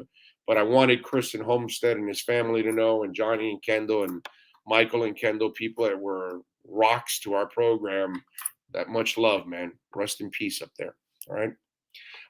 Let's see what we got here. Here we go. What do we have? Jeremiah Kelly says, Cam Newton cut. That's awesome. Mac better be ready. Yeah, Miami's going to take advantage of that. That's going to be fun. Pat in Nashville says, check out the band Wolf Alice. Write that down, bro. Wolf Alice. I know Wolf Mother. What's the other? There's another wolf. What's because they have a remake that they did a really good job with a remake. Something Wolf. It's another one that I follow. But anyway, let me see. Check out the band Wolf Alice, a great band. Looking forward to seeing them in November if COVID doesn't cancel it. Yeah, I know. COVID stuff is already affecting the music again and life, period. Jeremiah says Led Zeppelin was the best in the 70s. Jeremiah, maybe Led Zeppelin's the best of all time. Okay. Well, you can say that. And it's not like anybody can tell you you're an idiot or you're full of crap, right? Led Zeppelin could be the best of all time. The Beatles could be the best of all time. The Stones could be the best of all time. The Who, Queen, there are certain bands that, how are you going to argue? You know what I'm saying? It's subjective at that point. They're so damn good. Dave Gahan. Who's Dave Gahan can still sing? I don't know who Dave Gahan is. Are you talking about Dave Grohl? Is that what we're talking about? You talking about Foo Fighters? Chuck Cooper? I'm not exactly sure because I don't know who Gahan is. I'm not exactly sure. Might be a real singer. I have no idea. Andy Rio says, ever see Testament live back in the day? Always played tight ab spot on the Like album. I am not a Testament guy, so I am the wrong guy to answer. Once we get into death metal and speed metal and all that, I go as far as Metallica and Pantera. I don't do the Testament and the Man of War and, those kind of bands. Slayer, I'm not really much of a Slayer guy. I did enjoy their concert, actually. Rain and Blood or whatever is a decent song, but I'm not so much into the thrash and speed metal. I'm into heavy metal, but not the thrash. I need singers, Like I love Anthrax because Joey Belladonna's got a freaking voice, bro. Have you ever seen Joey Belladonna do Dio? He's awesome. He does one of the better Dio impersonations out there. And so I got to have, if I'm going to hear music, I got to have a singer. That's just kind of a law for me. I can listen to Judas Priest because Rob Halford, Klaus Meine with the Scorpions, Bruce Dickinson with Iron Maiden. You see what I'm saying? That I love metal, but I got to have a singer to go with it. If you're a screamer, I can't do that. I'm sorry. Big O, what you say about the McKinney cut? Do you think it was a character issue? Any confidence Robert stay healthy, won't break down again this year? Okay. Let's talk a little Dolphins because I know a lot of you want to talk some Dolphins. And I've got plenty of things here that we wanted to talk Dolphins today. Obviously, I opened up the show with a lot of stuff with the Dolphins. The cuts yesterday, all right? First of all, let's start off with Benardrick McKinney. I love Benardrick McKinney as a run stuffer. What have I told you guys from the get-go, right? He's Brandon Spikes. He's a two-down linebacker. He is only good against the run. Omar and I had that conversation when he first signed. And the coach was talking about, well, we're going to try to use him as a pass rusher and all that. And I told Omar, like I told you guys, like I'll tell everybody else, and I'll tell Flo if he ever talks to me at that moment about that guy, I would have said, okay, Flo, that sounds great, but he can't cover and he can't rush the passer. So have fun. He is what he is. He's great at what he does. But that's the problem also with the Miami Dolphins, apparently. And I thought maybe, they weren't complete, they think, at linebacker, so they were going to keep him because he's a thumper. And on run situations, goal line situations, Benardrick McKinney is freaking awesome. Okay? Because he's going to put you on your ass. But the problem is he can't rush the passer and he can't cover. So he gets exposed. So I think they were afraid of putting McKinney out there and teams figure out a way to put his ass in coverage. And if they put him in coverage, they're going to burn him over and over and over and over again. And because he's so one-dimensional, I think that's why they felt that they had to go with something that's a little bit more multiple, a little that can help you. And so it's funny. What I love about this story, and not because I wanted to see McKinney cut or I wish him to get cut. I don't wish anything bad on any of these guys. I know it's a dream and I know it's their jobs and their livelihood and all that.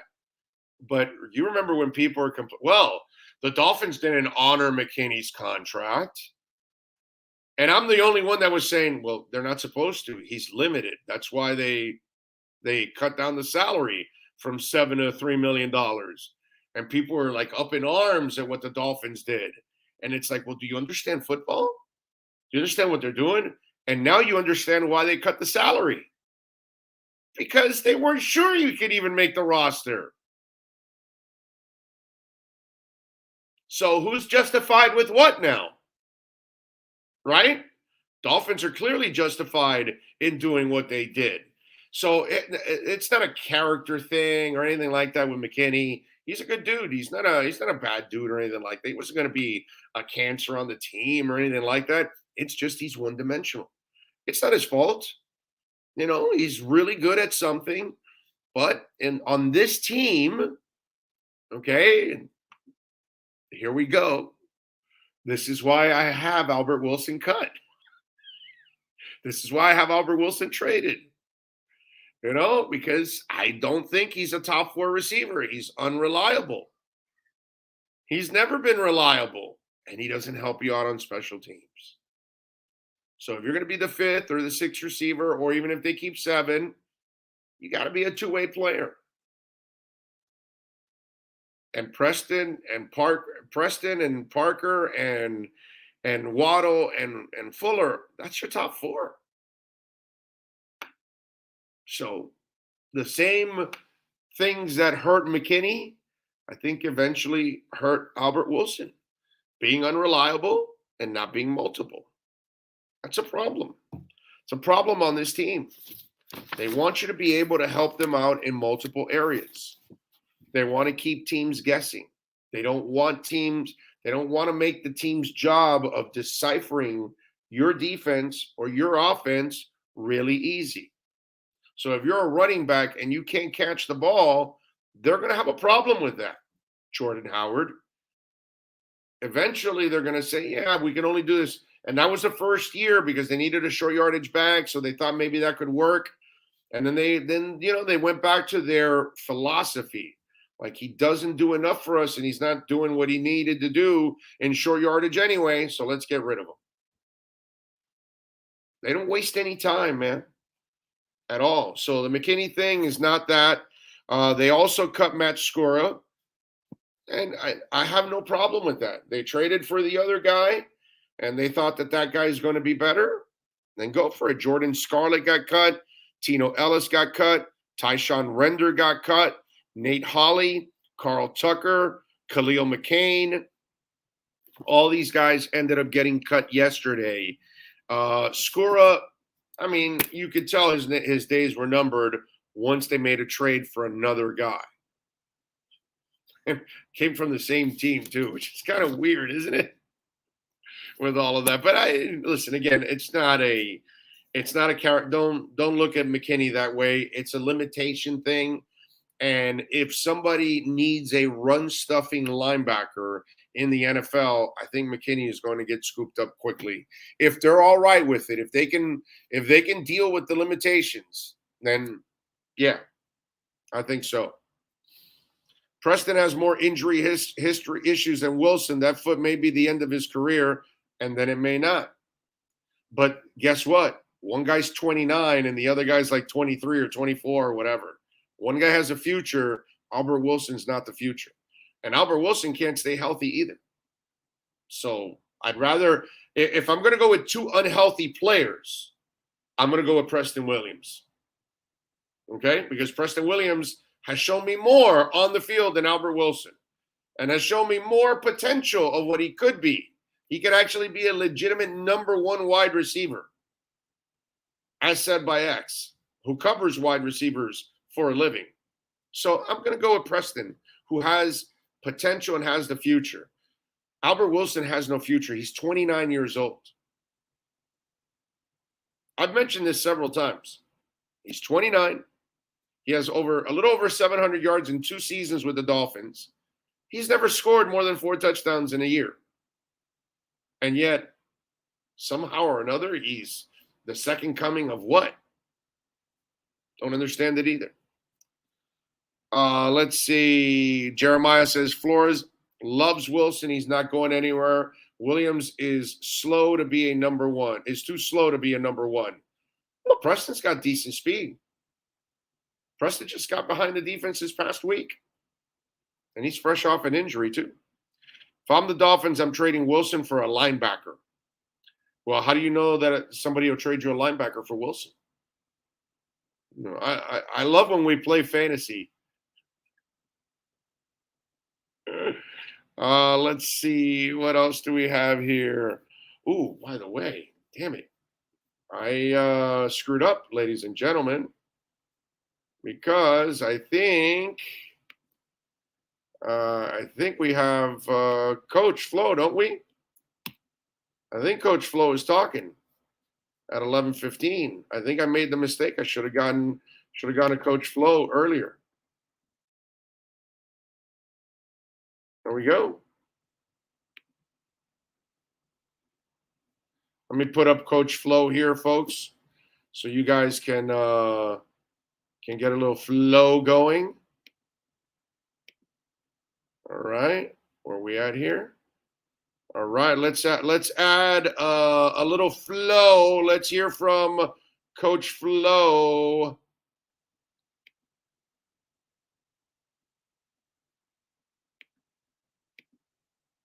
Here we go, folks.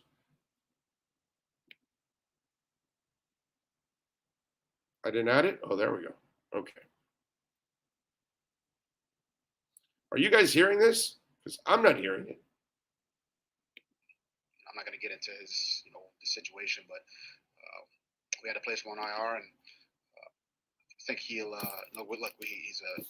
think he's a good young talent, and it's unfortunate that that happened, and we'll just work to get him back and get him healthy as quickly as possible, so he can start training and getting himself ready for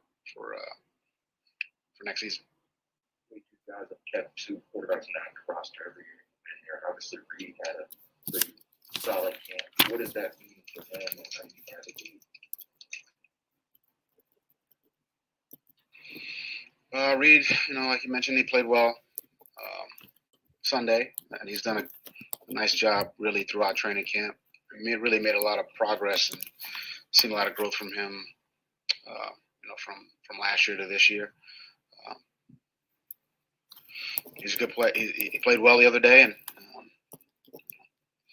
he's a guy who with the way he goes about his business on a daily basis, the way he prepares, I see him trending in the right direction and continue to improve. So,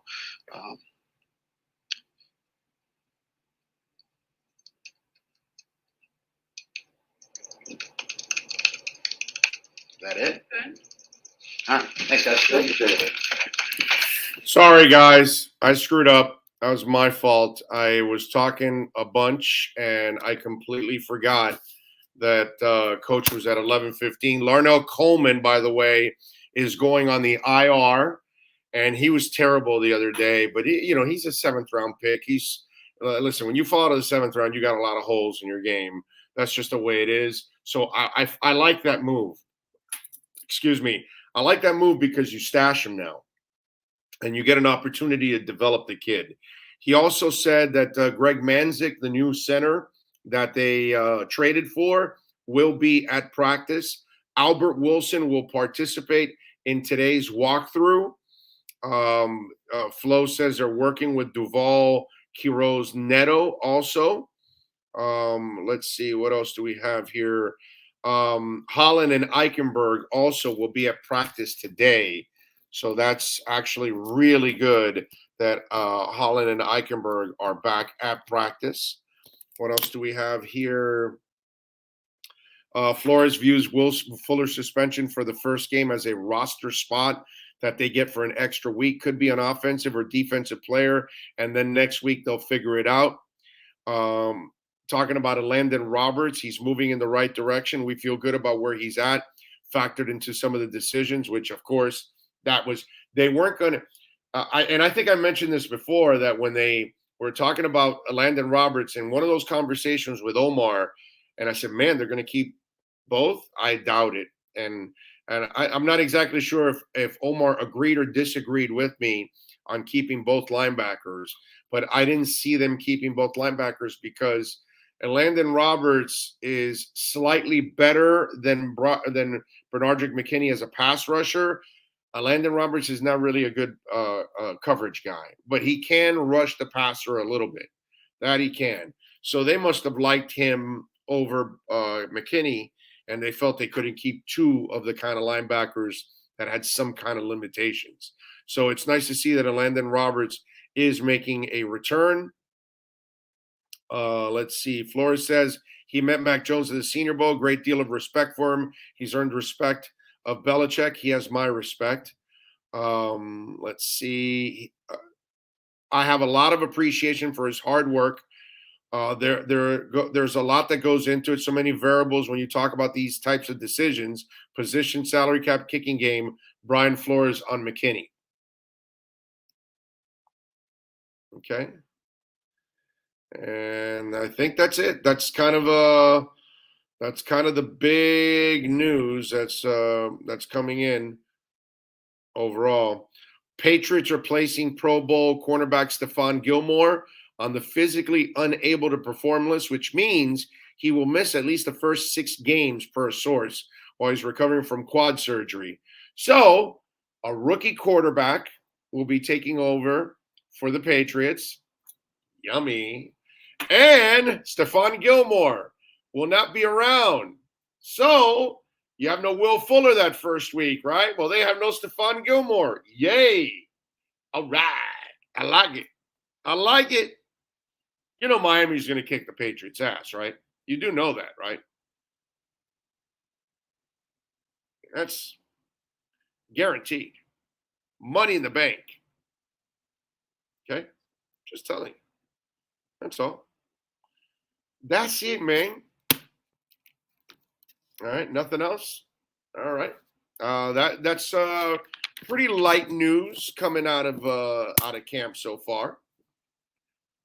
Mob Rule says Watson in jail, perhaps. Well, I don't know. I don't know enough about that deal. You know what I'm saying? Chuck Cooper says sat right next to Durval's parents at the game. Go Big Q. Oh yeah, those people were like pumped. I'm sure, man. Karma will be on the side with all the hate directed at us this year. Let's roll Tua. Tremona says Pat's going to run it down our throats. Nah. They don't have a running quarterback, dude. So it'll be a lot easier to prepare for them, actually, without a running quarterback. That makes it a little harder. And let me tell you something. Lamar Jackson has got one heck of a hurdle now to overcome. And I know that he gets Gus Edwards now elevated after their running back ended up going out for the year, J.K. Dobbins. And so Dobbins is out for the year. So now they needed to actually, what's it called? They got to go try and acquire a running back. I don't know what they're going to do, if they try to get Mark Ingram back or bring somebody else. But they'll probably try to make – I know that they have another young guy that they like on the roster, but this is going to put more of a strain on Lamar Jackson. He's going to have to run the ball a little more because, Gus is not necessarily a pass catcher. He's a bowling ball, and he's effective. That dude will get 4 or 5 yards a carry. Gus has turned into a really solid running back. I mean, Baltimore gave him a contract extension this offseason. So I'm happy for him, but I know his limitations are there. You know what I'm saying? And Lamar Jackson, as you all know, I'm not the biggest believer in him as a passer. I think he's gotten away with it as a runner, and he's done a really good job overall. I mean, he's been dynamic as hell and hard to stop, except when you get to the playoffs, you stop the running game and you stop him. So what I'm interested in now as another year comes up, how much does the league catch up to him? And it's obvious you stop the run, you stop Baltimore because the kid can't beat you with his arm. So I'm wondering how much of the J.K. Dobbins thing is going to have a trickle-down effect on the kid, and how much will it wear him down because he's probably going to have to run the ball a little bit more, which means he's going to take more hits. And because he can't sit in the pocket and beat you with his arm. He's not that guy. He's never been that guy so far. And so since he can't rely on his arm to carry him, he has to rely on his legs to carry him. And I'm interested to see what happens now with the loss of J.K. Dobbins, because you've had J.K. last year and then you had Ingram the years before that, and that gave you one hell of a running tandem. Plus, you can, dump it off to those kind of guys. Gus is not that same kind of player. So how much pressure will there be on Lamar Jackson at this point in time? I'm interested to see how he handles all of this. And if he lasts throughout the season, because that's the one thing that, not that I want it to happen, so let's make sure we understand this. I don't want it to happen, but I'm just telling you it's part of the game. Running quarterbacks do not last a long time in this league. They break them in half at one point or another. And Lamar Jackson isn't built like Cam Newton. You know what I'm saying? And even Cam Newton got beaten down even with that body. So that I would be very nervous about that move for Lamar Jackson this year and that injury. That's an enormous injury. Lee Michael Morrison, El Rey de los Gringos in Hialeah, is checking in. Big O, you nailed it with the Flores Greer strategy of non-disclosure. It's Tua time. I've been at this for a little while. I've seen a lot of this stuff over and over again. I kind of know what it is. Troy is asking, did Merritt make the team? Well, we won't know yet, my man. They're not down to 53 yet. But there's a chance that Merritt does make it with the injury and, well, not the injury, the suspension of Fuller. So there is a chance because you do have him suspended for one game. So like Flores just said, it buys you a roster spot for one game. That's it. The amoeba package is coming. Watch out, Mac. Yes, sir, Jeremiah. I like it. I like it. What the Dolphins did to Jared Goff last year will happen to Mac Jones this year. Yes, it will. Yes, it will. Sid says, why Big O is kicked out from all sports radio stations doing a show from Waffle House now? Ha, ha, ha.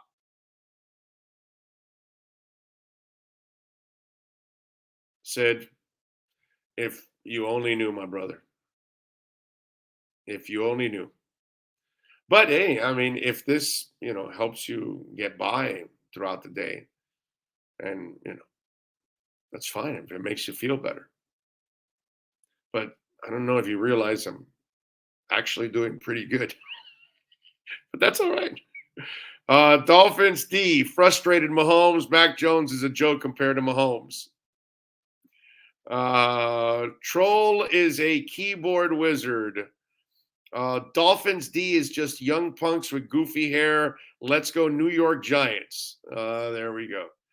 There's a key breakdown right there. A Giants fan. Yep. He's got the quarterback, right? That big goof. Ray says, oh my God, X just intercepted Jones for the third time. Pat in Asheville is already putting the signals. Not yet, Pat. Stefano, Big O, please get into one of those rants and explain to us how you think this is going to be so easy. Stefano, what are you talking about? I have no idea what you're talking about. First, you have to tell me, Big O, please get into the subject and one of those rants and explain to us how you think it's going to be so easy. What are you talking about? Okay. Stefano says, I don't think this is a cakewalk. How can you be so confident? What are we talking about? What Dolphins game? Are you talking about, the Patriots? Oh, okay. Well, I think the Patriots are better. I think the Dolphins are the better team right now. That's why. And I watched Flo beat this guy with nothing 2 years ago. So I think they can actually go into Foxborough. See, where you and I, Stefano, differ is I'm no longer giving the Patriots that respect that they had with Tom Brady. They had the ultimate eraser. You make it sound like losing Tom Brady is nothing when he went and switched teams and won a Super Bowl. And these guys couldn't even get to the playoffs.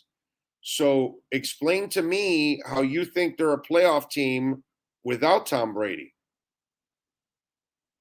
Because I think the last time I checked, they've never made the playoffs without Tom Brady.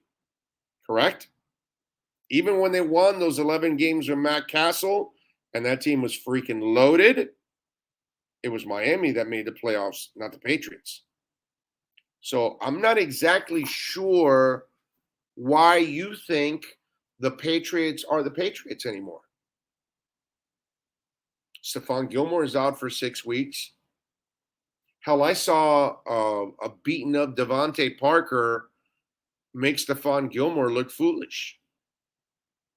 So I'm not exactly sure why all of a sudden you're giving the Patriots the respect that, unfortunately, that team has never earned. The franchise from the past, yes, but this current team now, and I know they were missing a couple guys. One of them retired, and Chung. And I know they got Highsmith back, but is Highsmith going to make the difference in you being a playoff team? And so now you're suggesting that Mac Jones is going to carry this team to double-digit wins and the playoffs. I disagree with you, man. Now time will tell, right? Time will tell. Maybe I'm full of shit. Maybe I'm wrong.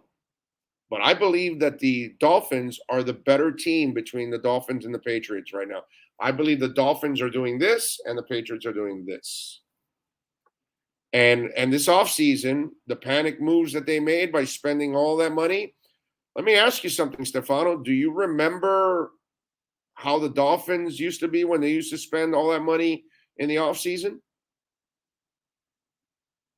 So I'm just wondering. So you and I disagree. It's funny that I can feel good about the Dolphins, but you don't allow me to feel good about the Dolphins, but yet you think the Patriots are going to be good with an unproven quarterback that's a rookie. Okay, well, believe the hype then, right? Believe the hype. That's all. Marco Romeo says, Big O, you ready to see if Manny Diaz can beat an elite team? Alabama's not an elite team. They are the team. And no, I'm not. I'm not looking forward to, what is it, Saturday night, right? Is Saturday night? Yeah, 1, 2, 3. Yeah, I'm not looking forward to Saturday night at all. I'm going to watch it. I'm going to be rooting for my Canes. I'm going to be praying that they win. But I know deep down inside they have absolutely no shot, and they're going to get slaughtered. And I'm looking at another embarrassing performance by Manny Diaz and his team. Until proven otherwise, why would I think anything different? That's the thing. They are listening to all the national heads and still think Belichick can all of a sudden turn them around already. Yeah, that's what it is. And the national people, too, are falling for the banana in the tailpipe. Like all of a sudden, oh, yeah, no, they're still this great franchise. No, they're not. They're not a great franchise anymore. So, well, I'm sorry. They're a great franchise because that's their history of the last 20 years. This is not a great team. And this is not a team that's going to win this division.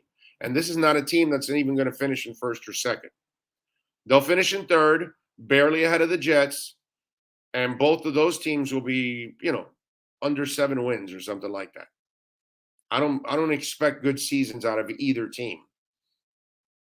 And they both have a problem, and they have a young quarterback. That's an issue.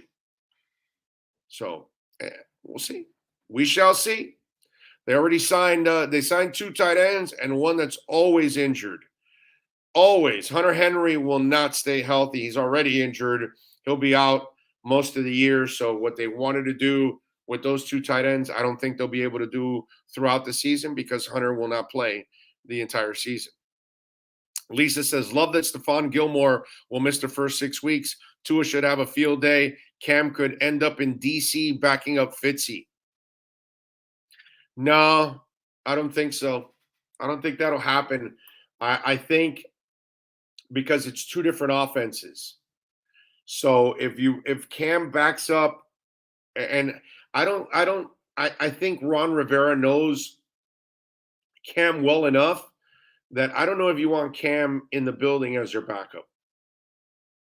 I don't know if Cam is ready to be a backup. You know what I'm saying? I don't know if his ego is where it's at. And let me tell you something. I've been so impressed with Cam in the last year and some odd time here since he went to the Patriots.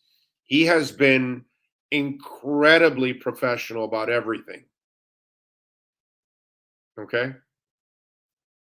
But I don't know if mentally he's ready for where he's at now. This is a really tall fall for him. Because you went from league MVP a few years back to now, you'll be lucky to make a roster in 2021. And when was he league MVP? 5-6 years ago? Not that long ago. So that's crazy that's where we're at now with him. But it shows you because his style of play, and he's not an accurate quarterback. Never has been an accurate quarterback. And that's a problem with Cam. Cam is going to Houston, one guy says. Cam is going to Bishop Sycamore. Or Sycamore. What is it? Sycamore? I don't know. Whatever it is. That's that high school that ended up fooling ESPN. That was an awesome story, man. And then the whole Manti Te'o thing, was also brought in. Like, oh, I heard Manti Te'o's girlfriend was the homecoming queen and all that.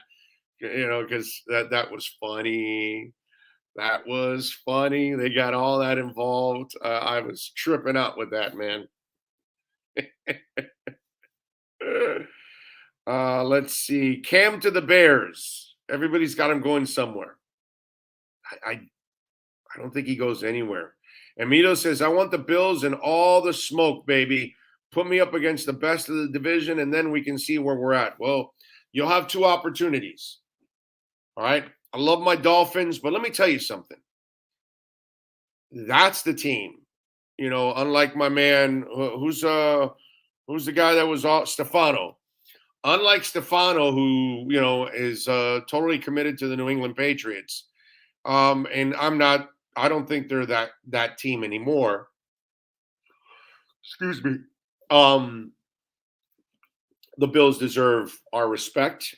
The Bills deserve the expectations that they should win the division. The Bills should be a Super Bowl contender. That's who they are. That's it, man. And they're the kings of the hill right now. I'm not telling you they're the best team in the league, because obviously the best team in the league resides in Kansas City and in Tampa Bay. Those are the best teams in the league. And we should be headed for another Super Bowl with Kansas City and Tampa. Those are the best teams in the league. But Buffalo is one of those few teams that you can say the way Josh Allen is playing, they got a shot at actually threatening, Kansas City for that top spot. It's realistic. Miami's got a ways to go to get there.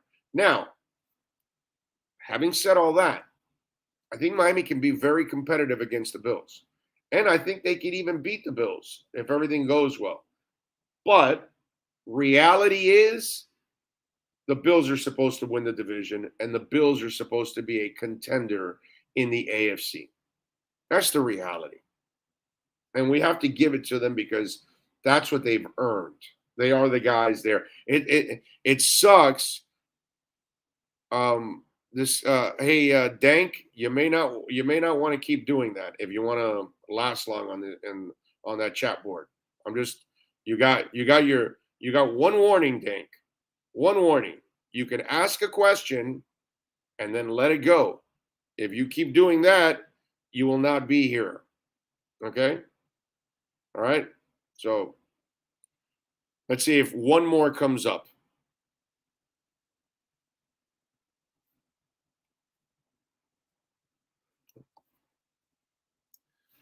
All right. I warned you. I warned you that you ask the question and you stick. There's simple rules here if you want to last on the chat board.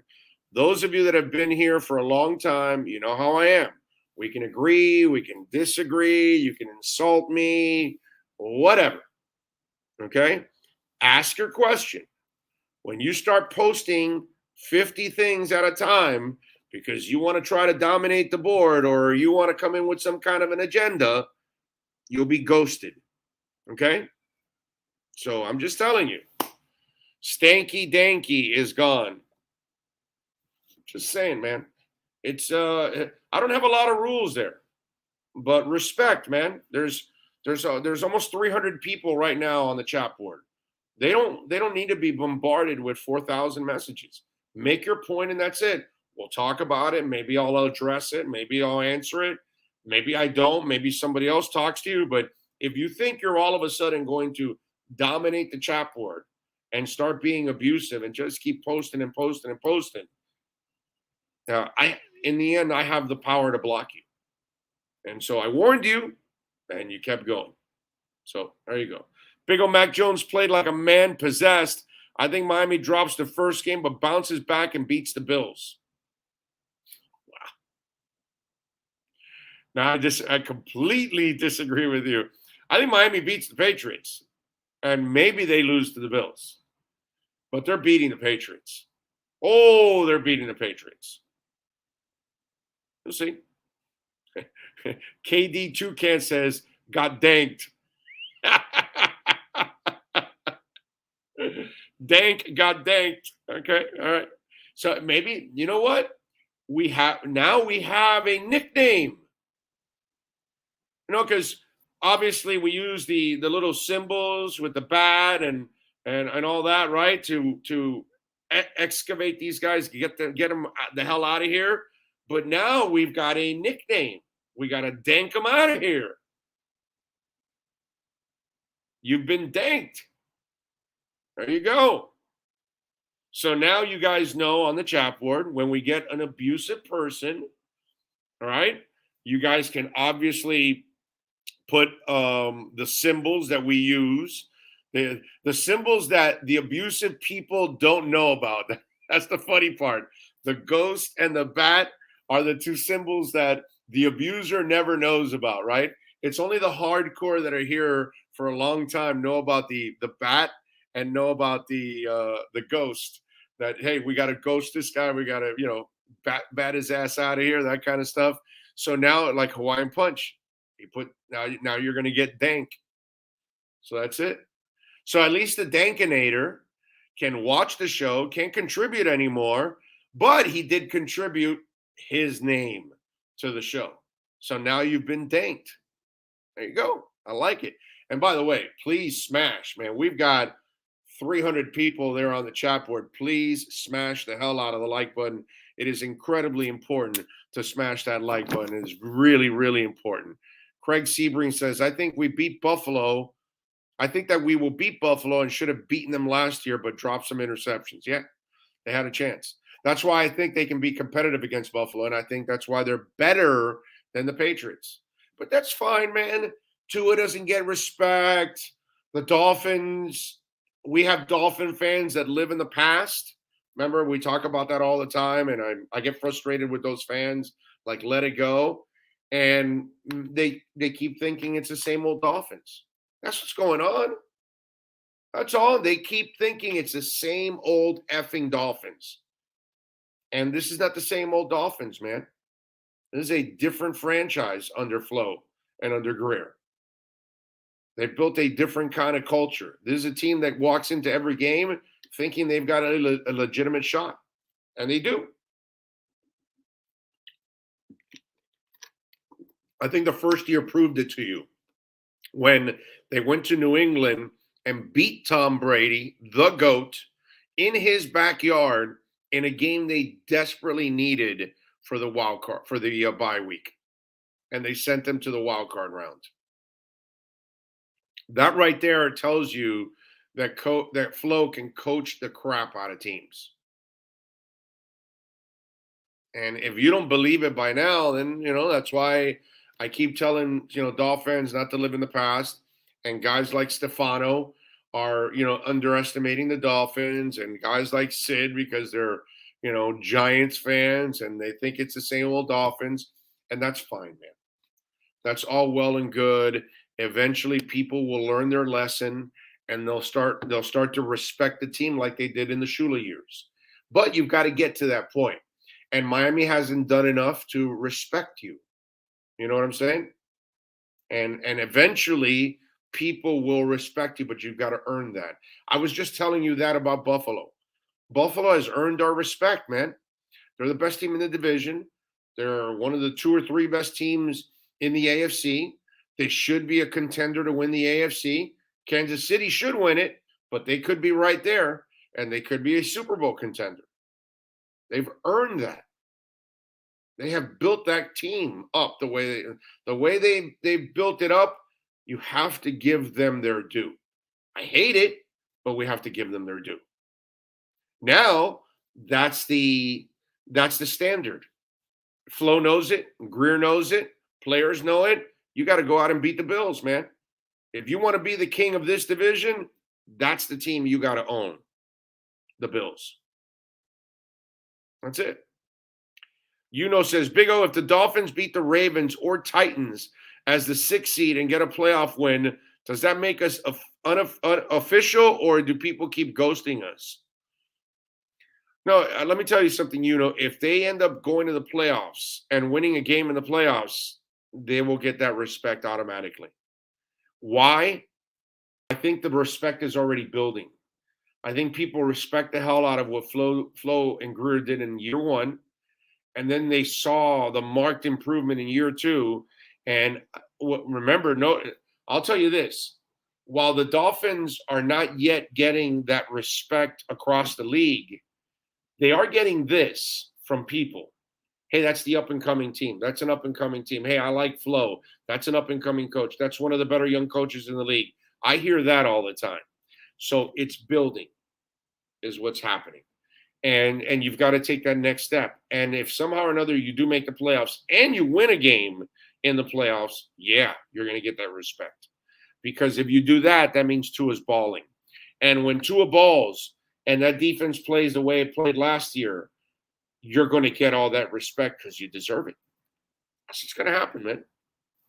You deserve all that respect. How do you not give it to them is the question. It'd be disrespectful not to give them the love that they deserve at that point. But once you get Tua going, Flo's kind of won people over. Miami's defense is something that's respected now around the league, the way they've played. Once you bring everything together, then yeah, you'll get that respect around the league.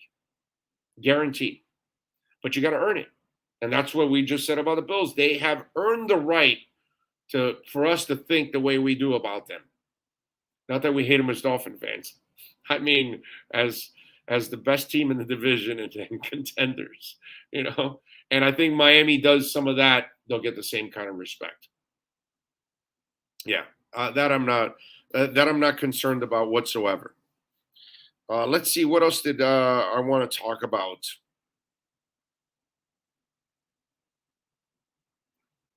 I did find funny that we come up with all of these Oliver Stone-like theories. Not we, but some of you out there. And one of them that came up is that people the Dolphins are leaking this Watson stuff so they can get Belichick to prepare for Watson. And Belichick knows better than all of you, me, and the media that the trade wasn't going to happen anyways before that game. So why would he even think about preparing for Watson? That would make no sense whatsoever. But again, this is the QAnon world we live in. I mean, I had a listener reach out to me and say, hey, do you think that it's Stephen Ross releasing this Watson information because he really wants the team to trade for Watson and doesn't like Tua? So if Stephen Ross didn't make the Tua pick, he's going against Tua because he wants Watson. I mean, seriously, ladies and gentlemen, how much time do you have on your hands that you got to sit there thinking that there's some kind of conspiracy theory in the way that they're approaching all of this? Either Stephen Ross drafted Tua, or Stephen Ross is the guy that is creating the rumors of Watson because he wants Watson over Tua. I wish you, Oliver Stones, would make up your mind and which crazy one is it? Not that either one is true, because Stephen Ross does not meddle at all in football anymore. Yes, he used to. Yes, he got to know Ndamukong Suh in a Red Wings game and fell in love with the guy, and then him and Tannenbaum had to have, Ndamukong Suh. Yes, Stephen Ross hired Adam Gase and Joe Philbin and thought those were the right guys. But he didn't pick Tua. He didn't pick Flo. He got the hell out of the way. He finally learned that he doesn't know enough about football to be talking about it. He doesn't know enough about football to be signing players. You get my drift? So that's where, you guys got to let it go already. There are no conspiracies here going on. It's plain and simple. And they're not interested in Watson right now. And they're not trying to trade for Watson right now. And Watson isn't going to be traded now at this point, especially with all the legal issues that are involved. No effing way that happens. Former Jets coach Adam Gase accepts the job as offensive coordinator of a local high school team. Did he really? Did he really? I haven't seen that because obviously I'm doing the show. That's funny. All right, let's do this. Let's take a really quick break. We're gonna talk to Manny Navarro when we come back on the other side, and we'll get into a little Canes talk with him. It's Canes Alabama week, right? So let's get to that next. Sports fans love a place with great food, cold drinks, and TVs everywhere. That's why sports fans love Sports Grill and their 7 amazing locations. Check out the Bird Road location at 11481 Southwest 40th Street in the back corner of the West Bird Shopping Center. Sports Grill is also now offering some great employment opportunities. All kinds of positions are now available, from kitchen to hosting. Call for more information at 305-485-8845. From wraps to salads to amazingly delicious specialty dishes, Sports Grill is the home to the legendary special grilled wings. Since 1987, Sports Grill, good food, good drink, and good friends.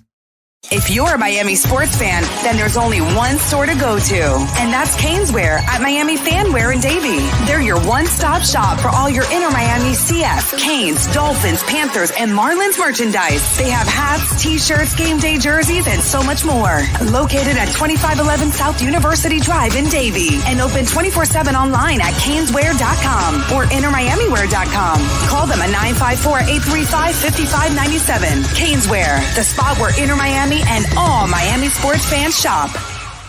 The viewpoint, statements, or beliefs expressed on the following program by the host, guests, or callers are not necessarily the opinions of FantasyXS.com, Media Group Inc. ownership, management, sponsors, or website. Time for Canes fans to get what they want. Information, insight, and perspective. It's the Caneswear Miami Hurricanes Report with Manny Navarro, exclusively on the Big O Radio Show. Here's Big O and insider Manny Navarro.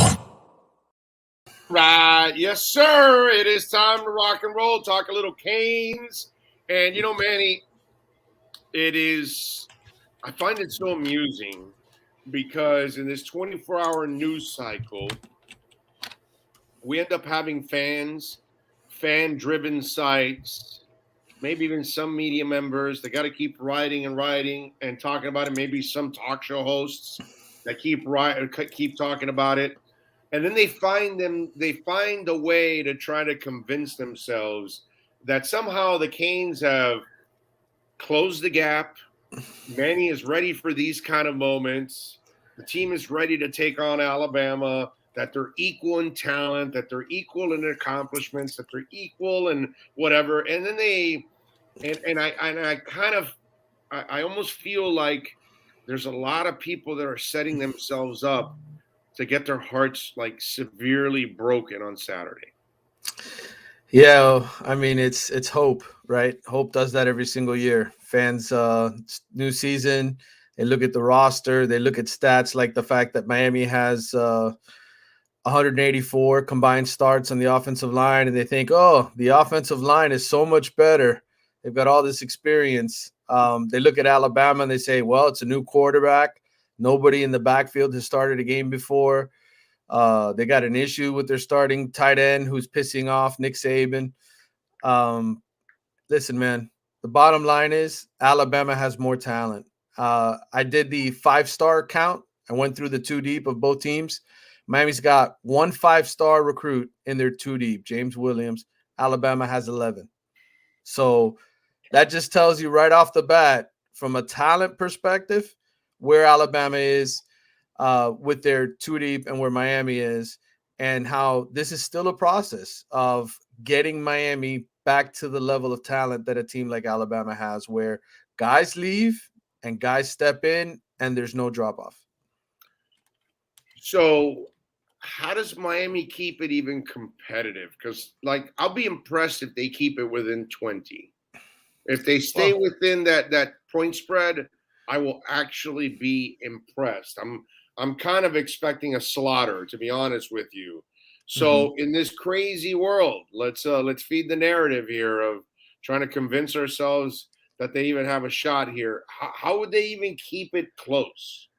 Well, I think Manny Diaz has to put pressure on Bryce Young. They got to disrupt that Alabama offense. I think if Alabama gets into an easy flow of just handing the ball off and running it behind Evan Neal and some of their big offensive linemen, it's going to be a long day for Miami. How do they do that with unproven defensive ends?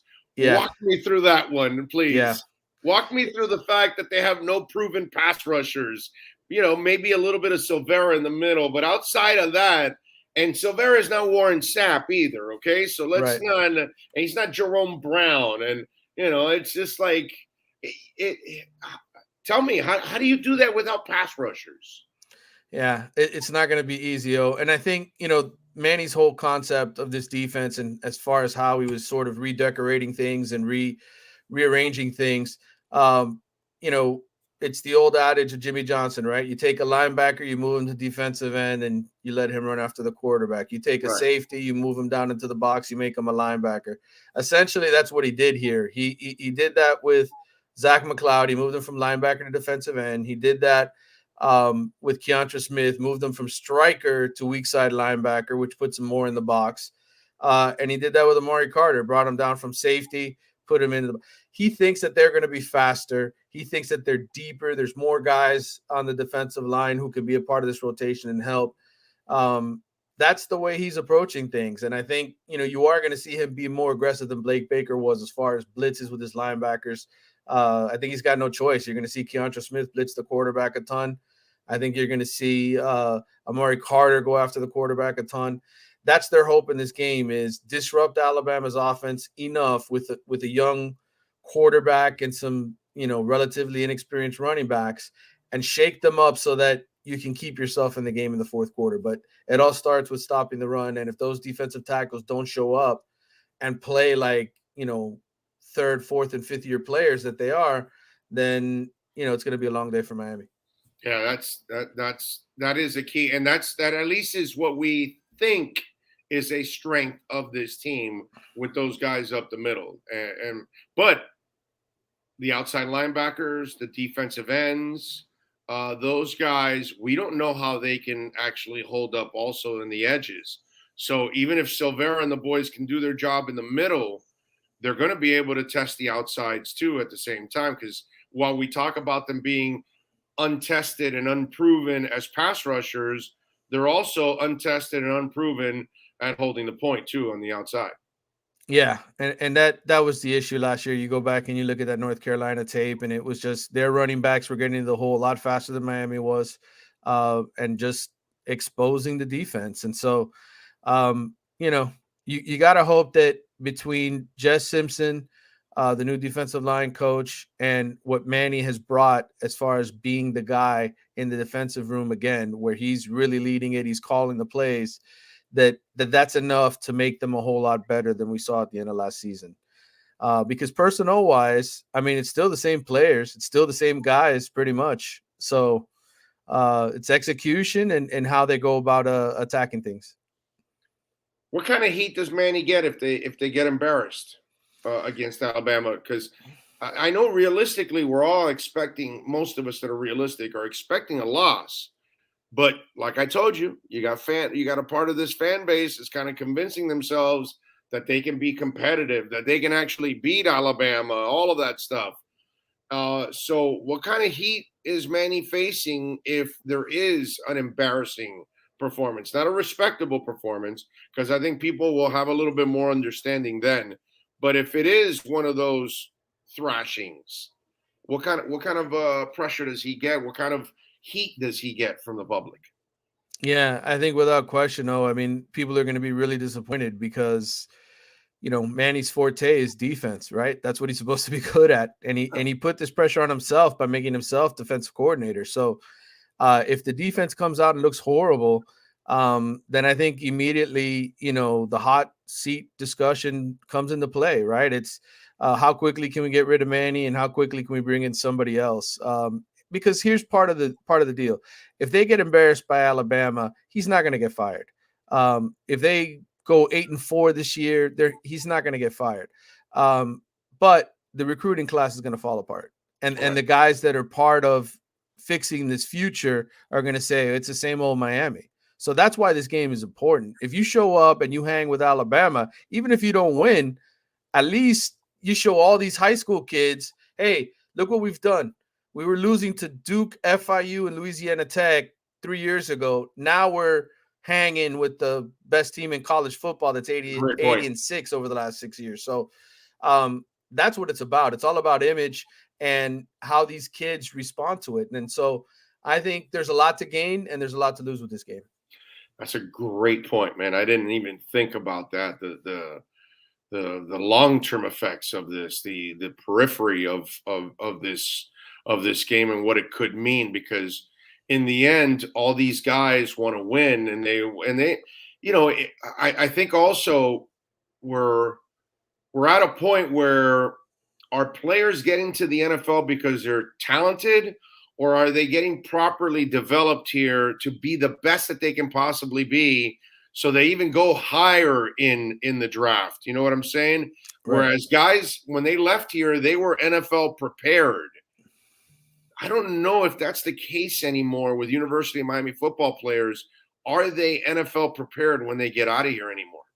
Yeah. I mean, look, you have two decent stories here, right? For Miami in the NFL this year. You have Gregory Rousseau and you have Jalen Phillips, two guys. I mean, Gregory came here. He was a 3-star recruit, probably under-recruited by a lot of the elite teams. Manny had the vision to see, hey, this guy's not a safety or wide receiver. He's a defensive end. And he convinced him to play defensive and he developed him. So that's a feather in Manny's cap. And then you look at a guy like Jalen Phillips, who everybody in the country wanted, got injured and had to resurrect his career here, and he did. So you have two good examples at least now going into this NFL season, but they need more of those examples. So they need more guys who get to the NFL and aren't just sort of journeymen or guys who might start a few games. They need some premier guys now. I mean, all of their Pro Bowlers are basically retiring. Frank Gore is done, right?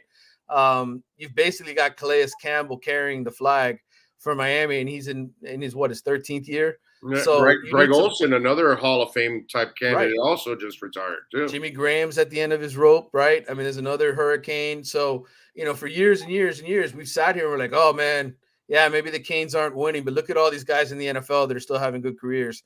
I think it's important. You bring up a good point. These guys need some current, fresh NFL examples so that they can go to recruits and say, look what we did. for Gregory So. Look what we did for Jalen Phillips. Look what we did for Quincy Roche, who transferred to us.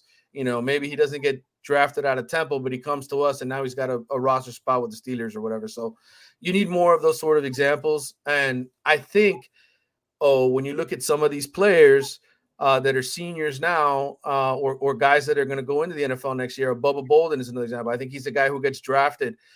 If he turns the corner and goes from being average to above average and gets drafted and has a good NFL career, that's another example. So there's some guys, Tyreek Stevenson, who transferred in from Georgia. If they all get to that next level, then Manny's got this thing going in the right direction.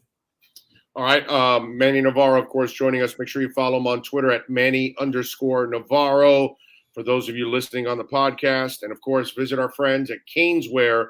Call them 954-835-5597. All orders over $99. Go to caneswear.com. You will get free shipping. Go out there and remember, we'll be out there tomorrow broadcasting live at Caneswear. So we'll be out there tomorrow having some fun starting off at 10 a.m. So please join us. And 9 a.m. Well, we'll be out there really early because Inside the Paint will start off at 9 a.m. So I just realized that. Holy crap, what a day. Anyway, all right, so Avante Williams, he gets Yes. I'm not a fan of this move. I think it sends a terrible message when it's all said and done. What are the justifications? I mean, just hiding behind the technicalities, that's enough for them? Is it also, and I know that the way the dirty ass business, were they that concerned that North Carolina or Clemson or somebody else was going to scoop in and pick him up also and give him a chance? The same thing that the University of Miami is doing now. Was there a couple of other Division I teams lined up ready to do it for him also? Yeah, I think without question there were teams very interested, ready to scoop him up, because you got to remember, we're prisoners of the moment, right? Down here in Miami, this is a story. In North Carolina, Georgia, Alabama, nobody cares. Nobody's paying attention down here to the fact that this guy had the charges dropped. And they're not going to go back and read the police reports to see what really happened, or at least what happened at first before the story changed. Right. So I think without question that played a role. Listen, I asked Manny Diaz the question. I put some heat on UM for not coming out and getting in front of this story in one of my articles last week, saying, this is an important issue that you need to address and not just sort of hide behind. And so they put out a statement over the weekend. Then, I asked Manny yesterday during the press conference about it. And, I still don't know that we really have a clear answer other than things changed. The charges were dropped and Miami took them back. And so that's it. That's where they're leaving it. There's no new information that all of a sudden made them, regret their decision. According to Manny, if they had to do it all over again, they would have done it the same way. So what was his response to me. So, what else is he going to say? Right. What else is he going to say? So look, the bottom line is, I just hope he doesn't turn into Willie Williams. Right. Where you go through all this crap and then he's an idiot anyway. I hope he actually, whatever mistake he made, I hope he corrects it. I hope he never makes that mistake again. And then I hope he does become a really good player for them, because to go through all of this, to get embarrassed again like they did with Willie Williams, that would be really tough for them to swallow. And then you're really going to have Manny Diaz. Right. You know what I'm saying? Because he's not going to have anything he can't feed you any bullshit, because it's going to look like complete bullshit. Yeah. Well, look, they're making him sit the first 6 games. And I loved how Manny I loved how Manny sort of danced around it, not necessarily blaming the kid for what happened, saying more, well, he missed camp anyway. We can't rush him back. Look, the bottom line is, if you're saying he's going to miss the first 6 games, you sort of believe the first police report, and that this guy doesn't have clean hands. But it's an important game to play for Manny, because recruits are paying attention to this, right? They're seeing, hey, is this guy have my back? So it's a double-edged sword there for Manny. He needs to win. And in the end, this guy got off with no charges. Without having to pay a price for what happened really with police. So he'll get a second chance, and Manny's got to ride with it. And hopefully, like you said, Avante Williams doesn't make another stupid mistake. Let's hope so. Injury-wise, anything that as fans should be concerned about going into the Alabama game? Any knowledge of any injuries? Yeah, well, I asked Manny about the 3 guys who were out for the season. 2 of them really, I mean, they're freshmen, guys that weren't going to play anyway. I mean, Brian Balaam at safety, he might have been a guy that saw some snaps. John Campbell, who we knew earlier in camp, he's out for the year as well. So you're short an offensive tackle, you're short a safety, but Miami's deep at both of those positions, so it's not something that you're panicking over. And then really Sam Brooks Jr. He's going to be out the first week. He's a guy that you were really hoping would come back from injury and perform well and help you at that linebacker spot. And that's part of the reason why I'm nervous about that linebacker spot, because you still have Bradley Jennings Jr. and Wayman Steed, 2 guys who shouldn't really be in the rotation in my mind. They're going to be the backups going into this game. And so part of that is Sam Brooks not getting healthy, completely healthy over that toe injury that's been bothering him for the last year. And then Avery Huff not developing. I mean, that's the guy that they were really high on, 4-star recruit out of St. Thomas Aquinas, and yet he's not on the depth chart. So, that's why I'm nervous about linebacker. That's why there's a real reason to be nervous about linebacker. So, what's your prediction for this season? What do you have in the win-loss column there, my man? Yeah, I think offensively they're still going to be very, very good with De'Ara King. I really like the receivers. I think they're much deeper there. Mark Pope didn't even make the 2 deep, right? He was a guy you had to play last year. Now he's not even on the 2 deep. I really like Charleston Rambo and Harley and Keyshawn Smith. I think their starting receivers are excellent. I think they're going to have good backups. Will Mallory, Elijah Arroyo. I mean, they've got guys that he can throw the football to, and I think they're going to be better at running the ball. So I think offensively, this is a team that could average close to 40 points a game, just not against Alabama and elite defenses. But everybody else, they could score 40, 50 points a game because they've got that kind of offense. So to me, I got them winning 10 games, whether that's including the bowl or not. I think they'll hit the 10-win mark. I don't think that they're necessarily going to go to the ACC championship game. I still think North Carolina is better than they are. I think Mac Brown's got Manny's number, and North Carolina has them at home. So you got two losses, is what you're saying. 2 losses, and then we'll see what happens in the bowl game, right? Who they get matched up with, who sits out. I mean, that's always the unknown now. It's who's going to play in the bowl game. Is it a successful season if you lose to North Carolina? Well, I think people are going to be upset because they want them to win division and play Clemson, right? Because they lost all their guys on offense. Yeah. I know they got the badass quarterback, but he lost all. Well, and they got the whole starting offensive line back. I mean, their offensive line was good. So okay, yeah, but I mean, you lost your weapons. So, and you have 19 of 22 back. If you can't beat North Carolina now, to me that's that. See, I don't care about the Alabama game. I'm fine. I can deal with the loss, even if it's an ass-kicking, whatever. But if you can run the table on the rest of the games, then I know you're headed in the right direction. If you lose to North Carolina, man, I'm just going to go same old Canes. Right. What I'm going to do. It could very well be that way. They could beat North Carolina and then lose to somebody else. I mean, NC State's a good team. Oh, yeah, no, I know. I mean, there's some good teams. That is same old Miami, too, by the way. Right. Right.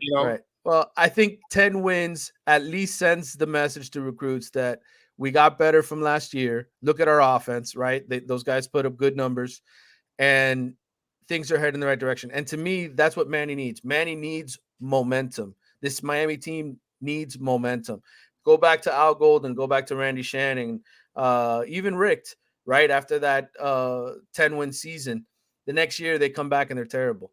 Right. So Manny needs to stack 8 wins, 10 wins, top 15 recruiting class, top 15 recruiting class, top 15 recruiting. When you do that, that's how you escape mediocrity.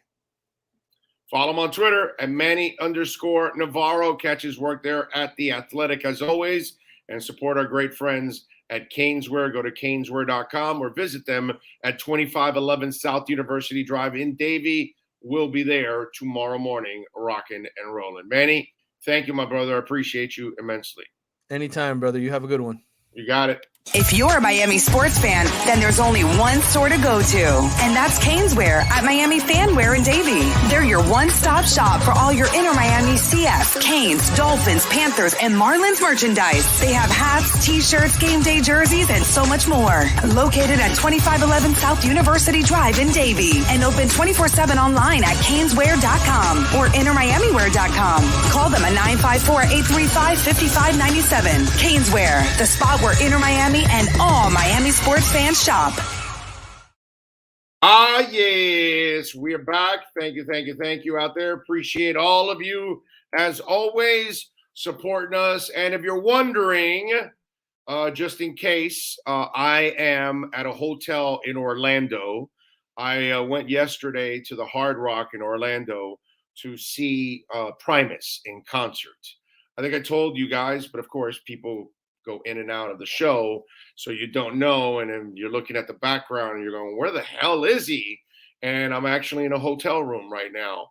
So once I'm done here, I'll get in the car, drive back home, and go do my thing down at home. So we'll be seeing you tomorrow, and we'll go out to Caneswear and we'll get it done. I have to make some calls because I forgot that I was going to be at Caneswear on a Wednesday. And we've got Inside the Paint a little earlier than normal tomorrow. So, bam. Anyway, so we'll get that done one way or another. So we'll see. We'll have some fun with that. What else do we have to talk about? We thank Manny Navarro, of course. If you have any questions, send them in on the YouTube chat board, Yahoo email. Remember, whenever you're listening to the podcast, day or night, weekends, I don't care, man. And you got a question, you got a comment, something you liked, something you hated, you hate me, you love me, you got a suggestion for the show. Maybe you're a sponsor and you want to join us because we are blowing up and growing in a big time way. We got fans finding out more and more about our show, and they know they've got more sports talk here than they'll ever get at 560 and 790 combined. Please join us, man. We would love for you to join our growing family here on the show. So I appreciate all of you out there as always. And so send in your questions on email, BigORadioShow@yahoo.com. Also on Twitter @BigOShow. And of course, they're on the YouTube page. You guys can always send in your questions and comments. And of course, please support us, Cash App or Venmo. And I do want to mention, because I did not mention it because it happened after the show. So I want to make sure that I do bring it up. And Sean Campbell, yesterday, thank you, Sean. You sent in a Cash App, and I appreciate it all. We have Super Chat, but remember the Super Chat, YouTube takes 30% of it. Cash App and Venmo, we get the whole thing. So Cash Big O Show is the address on Cash App or Venmo. Cash Big O Show. Cash Big O Show if you want to make a donation to the program and help us grow in a big time way. So thank you all out there, man. Just absolutely amazing as you supported us throughout. God bless. I've got 4,000 messages. Let's see. Okay, wait. Okay. I got all kinds of stuff. Holy crap. What is this? Oh, man. Okay, I got a lot of messages that I've got to get to. I guess we'll get to them after the show is what we're going to have to do. At 12:40, Alan Pupar is set to join us. Let's see. Okay.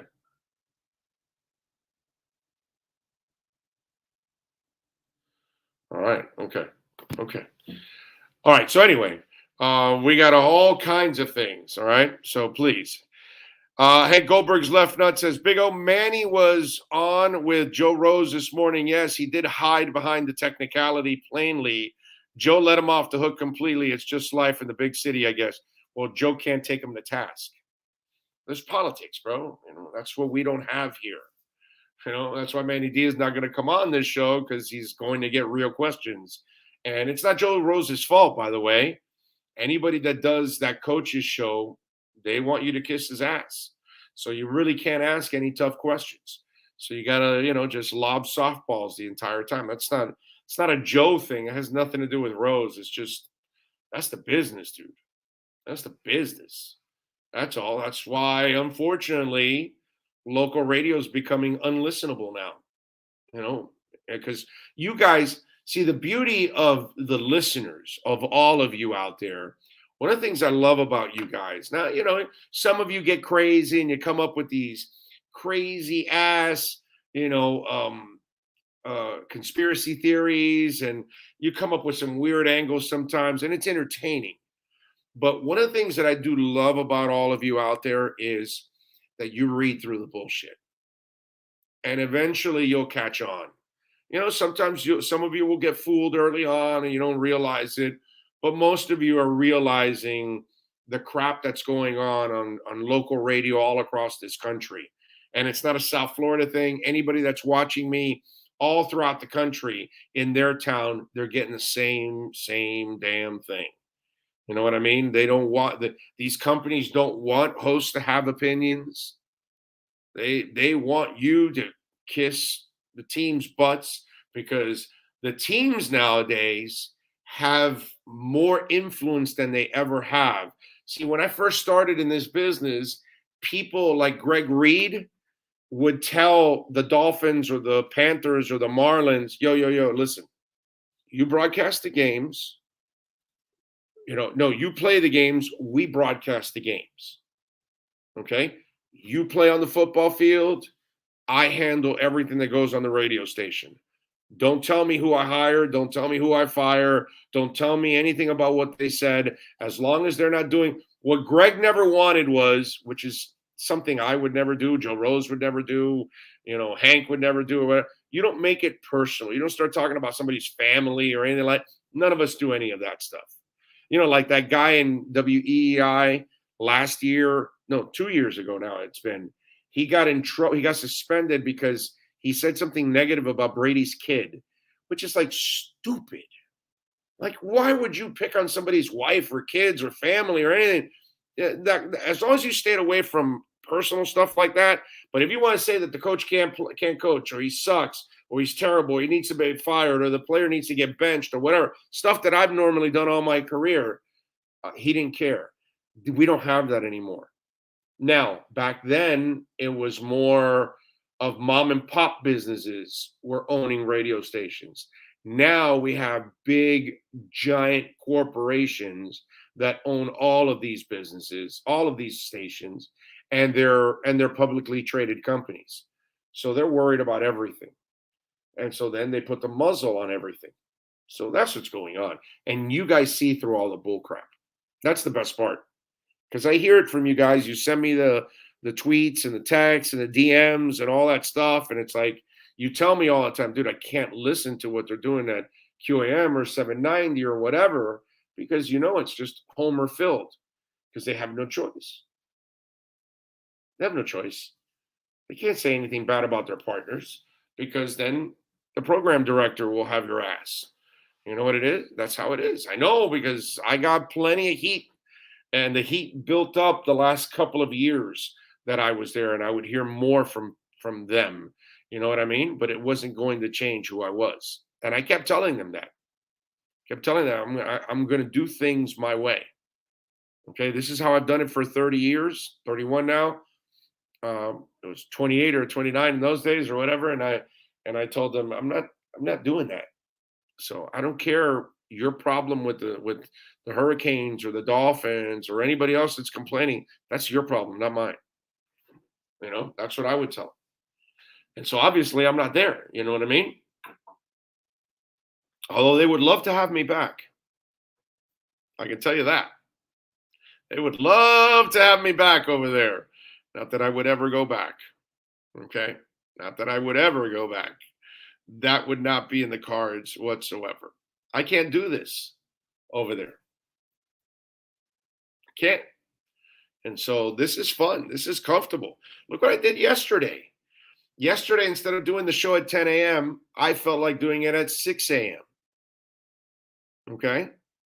And by the way, it was we actually shattered another record in downloads. We approached 50,000 downloads yesterday.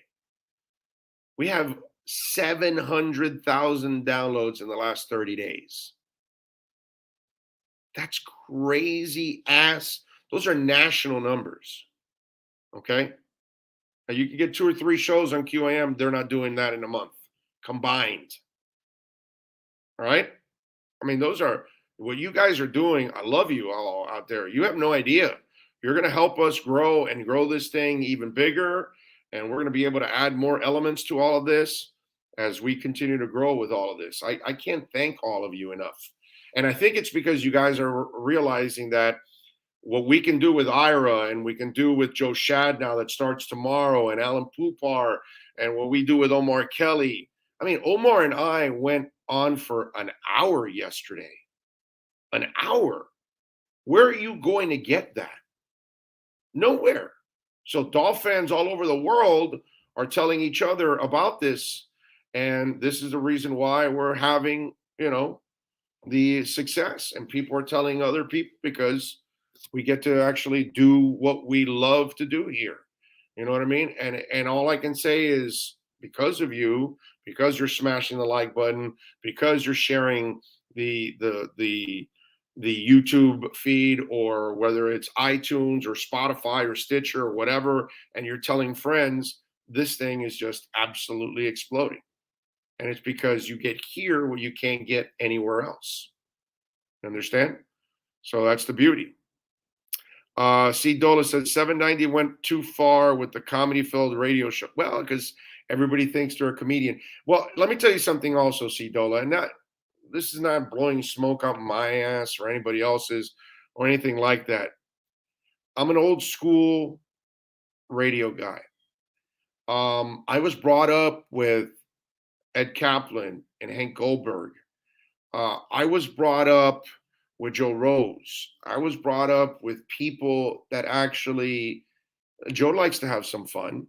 Hank would joke around. He was cutting people's nuts off on the air and all that. Everybody likes, I joke around here, right? I mean, if you listen long enough, you're going to hear me throw a couple jokes here or there. I hope I make you laugh every once in a while, with whatever I do. That's fine. But the problem is everybody wants to be Le Batard. And there's only one Le Batard. And there's only one Le Batard show. And then that's the problem. Everybody else wants to try to do the same thing. And while that does sell and it works, because Levy is a monster, not everybody can do that. Well, here's the thing. Here's the thing, C. Dola, that I think people are starting to realize. There's a ton of lazy talk show hosts out there. They don't watch the games. They don't really actually look into everything, read about everything, so they can't really do real sports talk, right? Did anybody tell you why Coach Flo didn't say anything about, no, we're committed to Tua, we don't want Watson? Only this show. Only this show. We're the only ones. We're the only ones that truly break down things and give you angles that you're not going to get anywhere and tell you exactly what's going on. Why? Because I actually work at this. I actually care about it. You know what I'm saying? I actually want to communicate with listeners. They don't want to take your phone calls anymore. They barely even read your texts. I read more texts in one show than they do all week on any show. And so they forgot what radio was all about. They forgot what sports talk was all about. Sports talk is coming up with the different angles of what it is. Did anybody tell you Bernard McKinney? Anybody on 790 or 560? Did anybody tell you he was Brandon Spikes and that he was limited and he's only a 2-down linebacker? Nobody told you that because they can't. Because they don't know. Because they don't follow. They don't understand. And that's what sports talk was about. That's what Hank Goldberg would do, right? He'd make you think about something. He'd come up with something, right? That's the idea. That's what sports talk was all about. Problem is we've kind of morphed into the lazy sports talk because we do have a lot of lazy fans. But the hardcore, all of you that are tuning in and all of that, it's different, man. So you don't get the conversations that we get talking about even whether we agree or disagree about Albert Wilson, right? You can't argue. You can't really actually say that my reasoning is off, right? You really can't. We can argue that he deserves to be on the team or not, or this and that. But when I tell you he hasn't really proven anything big in this league, has he? No. Right? When I tell you he hasn't scored more than four touchdowns a season, has he? No. When I tell you he's been injured a lot the last couple of years, is that the truth? Yeah. Right? So I make a case for it. And I tell you he's 29. And then I tell you Kirk Merritt is younger. All these kind of things we break down that nobody else breaks down. And that's why a lot of you end up coming back and coming back and coming back, because you're going to get stuff on this show you're not going to get anywhere else, because I actually work at coming up with things to talk about and angles maybe people didn't think about. That's all. That's the problem, C. Dola. You know, Mandich, like Mob Rules puts out, Mad Dog, it was topic after topic after topic, and then thoughts on those topics, things that he would think about, all of that stuff. That's the difference, man. And when this whole Watson thing was breaking out, I sent out a tweet and then I talked about it. I said, think about the track record from Flo and Greer. Does it seem like they would be involved in any of these things, leaking stuff out? That's not who they are. So why would you think that?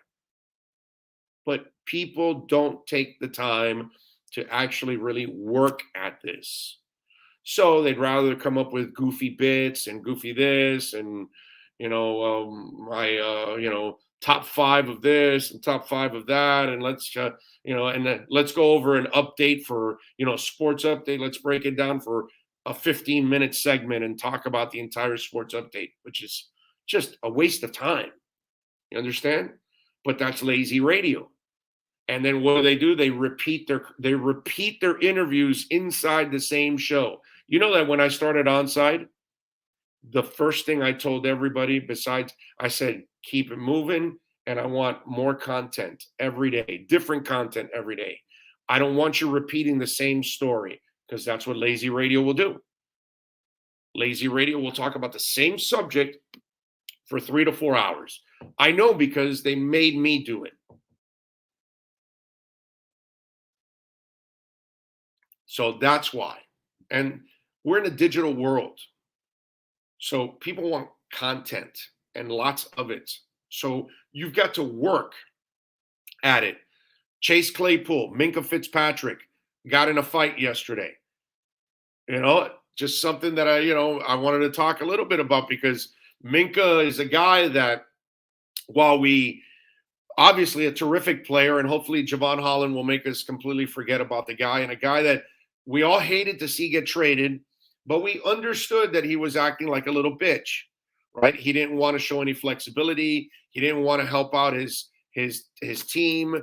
His coach wanted him to use him in different ways, and he refused to, kind of adjust. And then when he goes to the Steelers, they put him in one spot.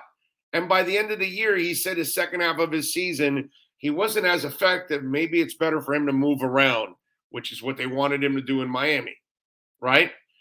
And so Minkah, again, shows his colors and his mom. And then I wanted to talk about how Minkah and Chase Claypool got at it, and fought yesterday. And it's like, this Minkah stuff, it's one of those things that kind of festers, And while he's a terrific player, we see little things about Minkah that is very, very millennial, is what I see with Minkah and mom and everything and all of that. I hope Javon Holland kicks ass. I mean, I was a big Javon Holland before the draft, before Miami selected him. So I'm super jacked that he got selected by the Dolphins, and I think he's going to be a star when it's all said and done. But things like that I don't know if others are going to talk about that and kind of bring up all the little things that happen here to Minkah, and then you look at what's going on there also. Yeah, terrific player, but there's some baggage there. And now you can, when you hear the story about Minkah, that he was supposed to be in safety meeting, in corner meetings and all that kind of stuff, and corner drills, and he'd leave and go back to the safeties when he was supposed to be somewhere else because they wanted him to, because the Dolphins like you at multiple positions. They want you to be a multiple player. See, Javon Holland doesn't care. He'll play safety, he'll play nickel. It doesn't matter. He can do it all. He's excited to do it. Minkah was not. So all those little things, and then I saw the fight yesterday, and I was like, okay, here's another chapter, another thing with Minkah. I just want to keep track of all of that because I know that people are going to keep track of, they use it against Greer and Flo. Oh, they had to get rid of Minkah. Why didn't they keep him? And then they don't understand that if a player doesn't want to be there and wants to be a dick and doesn't want to listen to the coach, how do you keep him around? No matter how good he is. So get the hell out. That's why I always tell people that tell me something about Minkah and, well, they got to stop trading their best players. Well, they still won 10 games last year without those two guys. And if they go on and win 11 and 12 games this year and get into the playoffs, shut the hell up already. It's like somebody told me 2 days ago, well, they really missed on Noah. Oh, man, get the hell out of here with that already. You're going to hit on some, you're going to miss on some. And they haven't missed on Noah yet. He's young. He's still got to learn. He's got to learn the damn position itself. Not just adjust to the NFL, not just adjust to game speed, not just adjust to the intelligence of wide receivers in the NFL that will set you up from one play to another. No, he's got to also adjust to the entire position because it's a new position to him. But these are all things, these are discussions that we can have that you can't have with certain people on radio.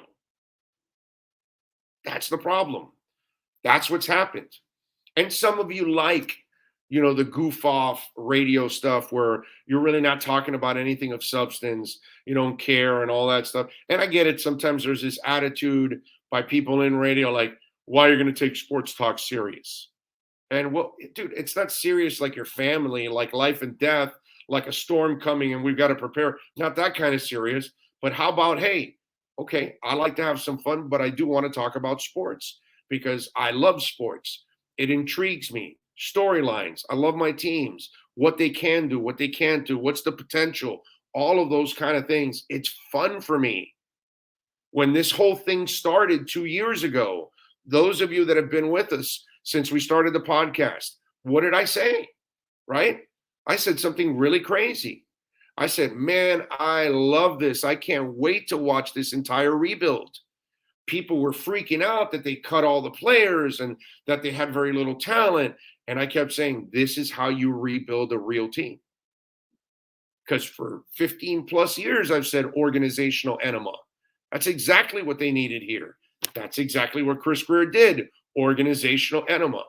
And Minkah, to bring it full circle, was part of that organizational enema. Because just because you're a great player, you also have to be a great professional. And that is maybe what Minkah lacks at times, being a great professional. Because that's why you're fighting with your teammates. That's why you're fighting with your coaches. That's why your mom is having to, talk crap for you and try to defend you. So, little storyline like that about Minkah, I wanted to kind of bring big picture to it, That's the kind of stuff that I like to bring to the table. That, again, you're not going to get anywhere else because they're not going to talk about those kind of things because they don't see it. They just see a headline and then they keep going. They don't think about the rest or what comes with it and what you could be talking about with all of that. All right. Let's see. What else do we have? We are waiting Alan Poupart. He is going to join us any minute now, I hope, because I got to leave at 1. I got to be out of here at 1 o'clock and on the road, baby. and headed home. If not, we can get Poupart tomorrow if it doesn't go well and we can't hook up with him. Coward bashed Tua yesterday and praised him in the week before. Watson, Danny, let me explain something else that goes on in radio, okay? And I've never been this dude. People do shit for just shock. Let me find a story, and then that's why you'll see them waffling from one week to another, that you'll go praising and then you'll go ripping, because you're just trying to find the dramatics, the sensationalism. You know what I'm saying? And just go find anything to talk about that you're disgusted with, where you can't sit there and actually, how many times have we talked about this? It's boring to actually talk about the positives. Dude, it's so bad for me to talk about positives that then I get slammed for being a homer. And I always laugh at that, because I wonder if the person that calls me a homer has been listening to me for a long time, because I'm like the last person you would call a homer, right? I'm the guy that's going to rip it when you got to get ripped and going to praise when you got to praise. You know what I mean? But praising is boring. It's boring. It's boring talking about, like, a guy told me yesterday on Twitter, and I'm gonna read the tweet to you, because I'm not gonna remember all the names off the top of my head, because that's just the way it is. It took me a while to even come up with the names and start thinking about it. But a guy sent me a text yesterday, and they ended up cutting, remember, Bernardrick McKinney, right? So I sent him back a text, because he was like, man, they made the move for Bernardrick McKinney. And he goes, I'm a fan of what Greer has done thus far, but this is the second player today that gets released after trading for it. I know they only gave up a 7th rounder for him, but what's the logic here, right? And so he was also talking about Skura, right? Because they released Skura and McKinney. And so I told him, you keep trying to unearth talent on every corner. And I said, some will hit. Seiler, Beagle, Needham, Salvon Ahmed, Agba, Rowe, Preston Williams, Shaheen, Mac Hollins, Egwavon, and Landon Roberts. And some are going to miss. So I wanted to send them a list, because, and I didn't do draft picks. Okay, I didn't do that. I didn't do big time free agent signings or that, because those are 2 other levels. I just did street free agents, lower tier draft trades, trades that you made for certain guys. You're going to hit on some.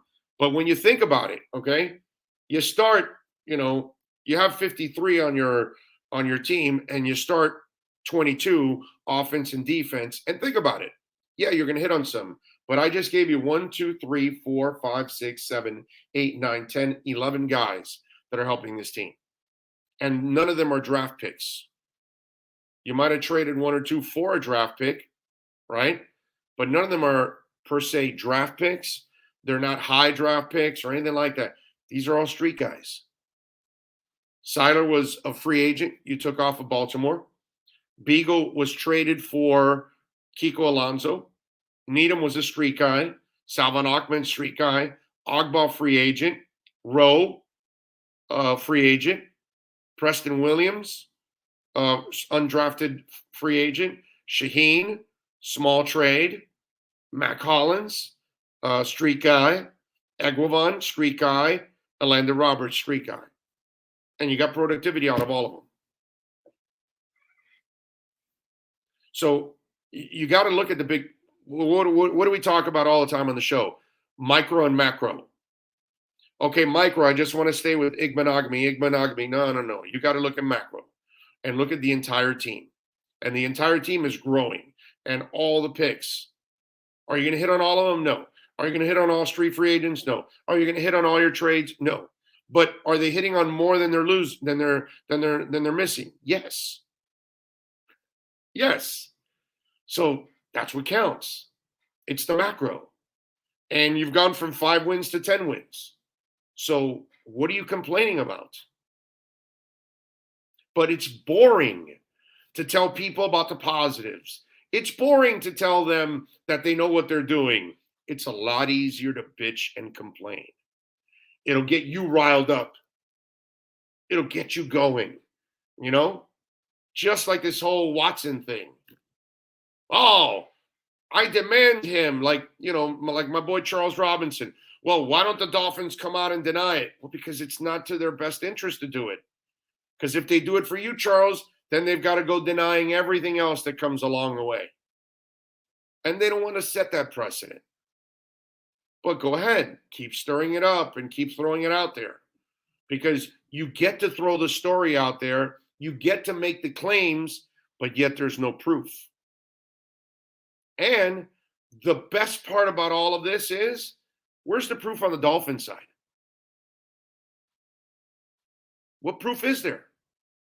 Zero. But people don't want to hear that. They don't. What have I told you? While everybody's coming up with all this Watson bullshit, right? All they've done is build around Tua. All they've done is get him his quarterback coach. All they've done is design an offense for him. All they've done was get talent to help him succeed. All they've shown is commitment to Tua. But that narrative doesn't help. It's boring. They put Ohana on their Twitter page for months. Boring. Okay, so nothing carries any weight then.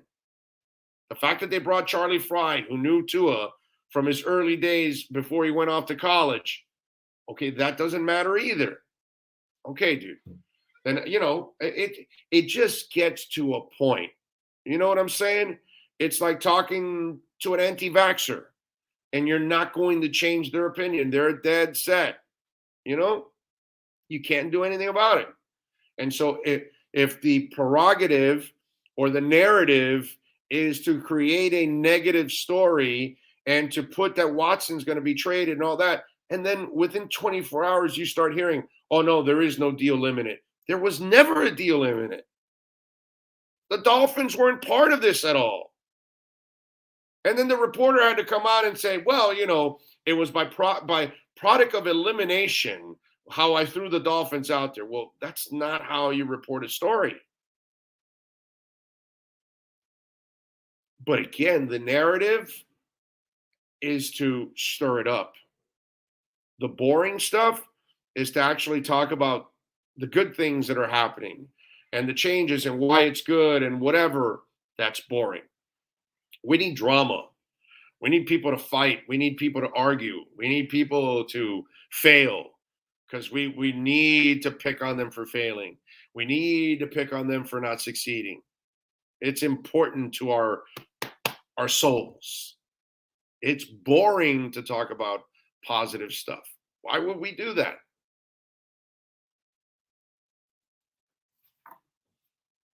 I've noticed greatness for years. If they would have drafted the players I wanted, they would be good for 20 years. There you go. Well, then you need to go get a job as a general manager. From 0-7 to 5-4 to 10-6 in 2 years, Finn's front office is very good. They're exceptional. One of the best in the NFL. But people don't want to hear that. Today's official Turk Day. When the Turk arrives at your locker and asks you to bring your playbook, it is time to pack your bags. Yes, it is, unfortunately. Chris Adams says, don't waste your breath, Big O.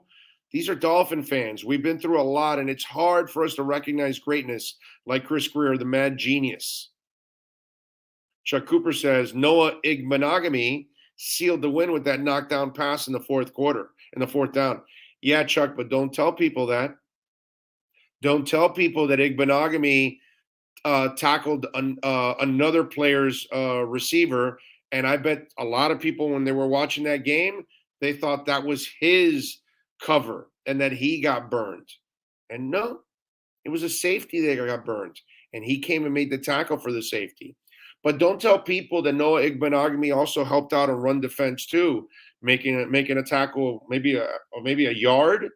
Maybe the guy gained a yard and a half or two, no more than that.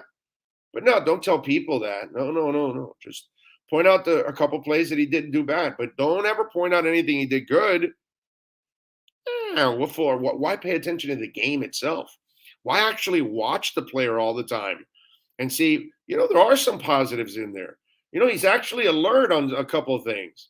Oh, wait, I'm not supposed to say that. Because it's way more, sensational to talk about how they failed to get the right guy. Because that's how it was with Gesicki, right? For a whole year, he sucked. He was terrible. Fire Chris Greer. How can he pick Gesicki? They could have had this guy, that guy, that guy. And then eventually Gesicki comes in his second year, improves drastically, and his third year was absolutely studly. And then what? Where are they? Where are all those people?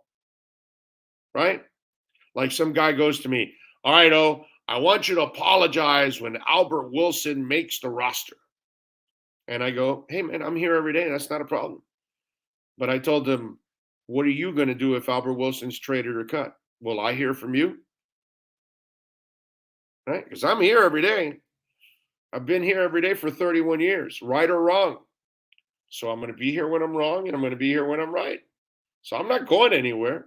Everybody knows my stance on the Albert. Not that I dislike the kid or anything like that. I just don't put the same priority on him like some of you do. I don't fall in love with a guy running around in shorts that's unreliable. But it is what it is. And I'll be here. And if Albert Wilson actually makes the team, you can call me crazy. You can call me wrong, which is what I was. I don't think we're going to get Alan Poupart today. It's 12:58. David fails fast, or David fails forward. His number 9 jersey is available on eBay, Big O. All right. No more than $5.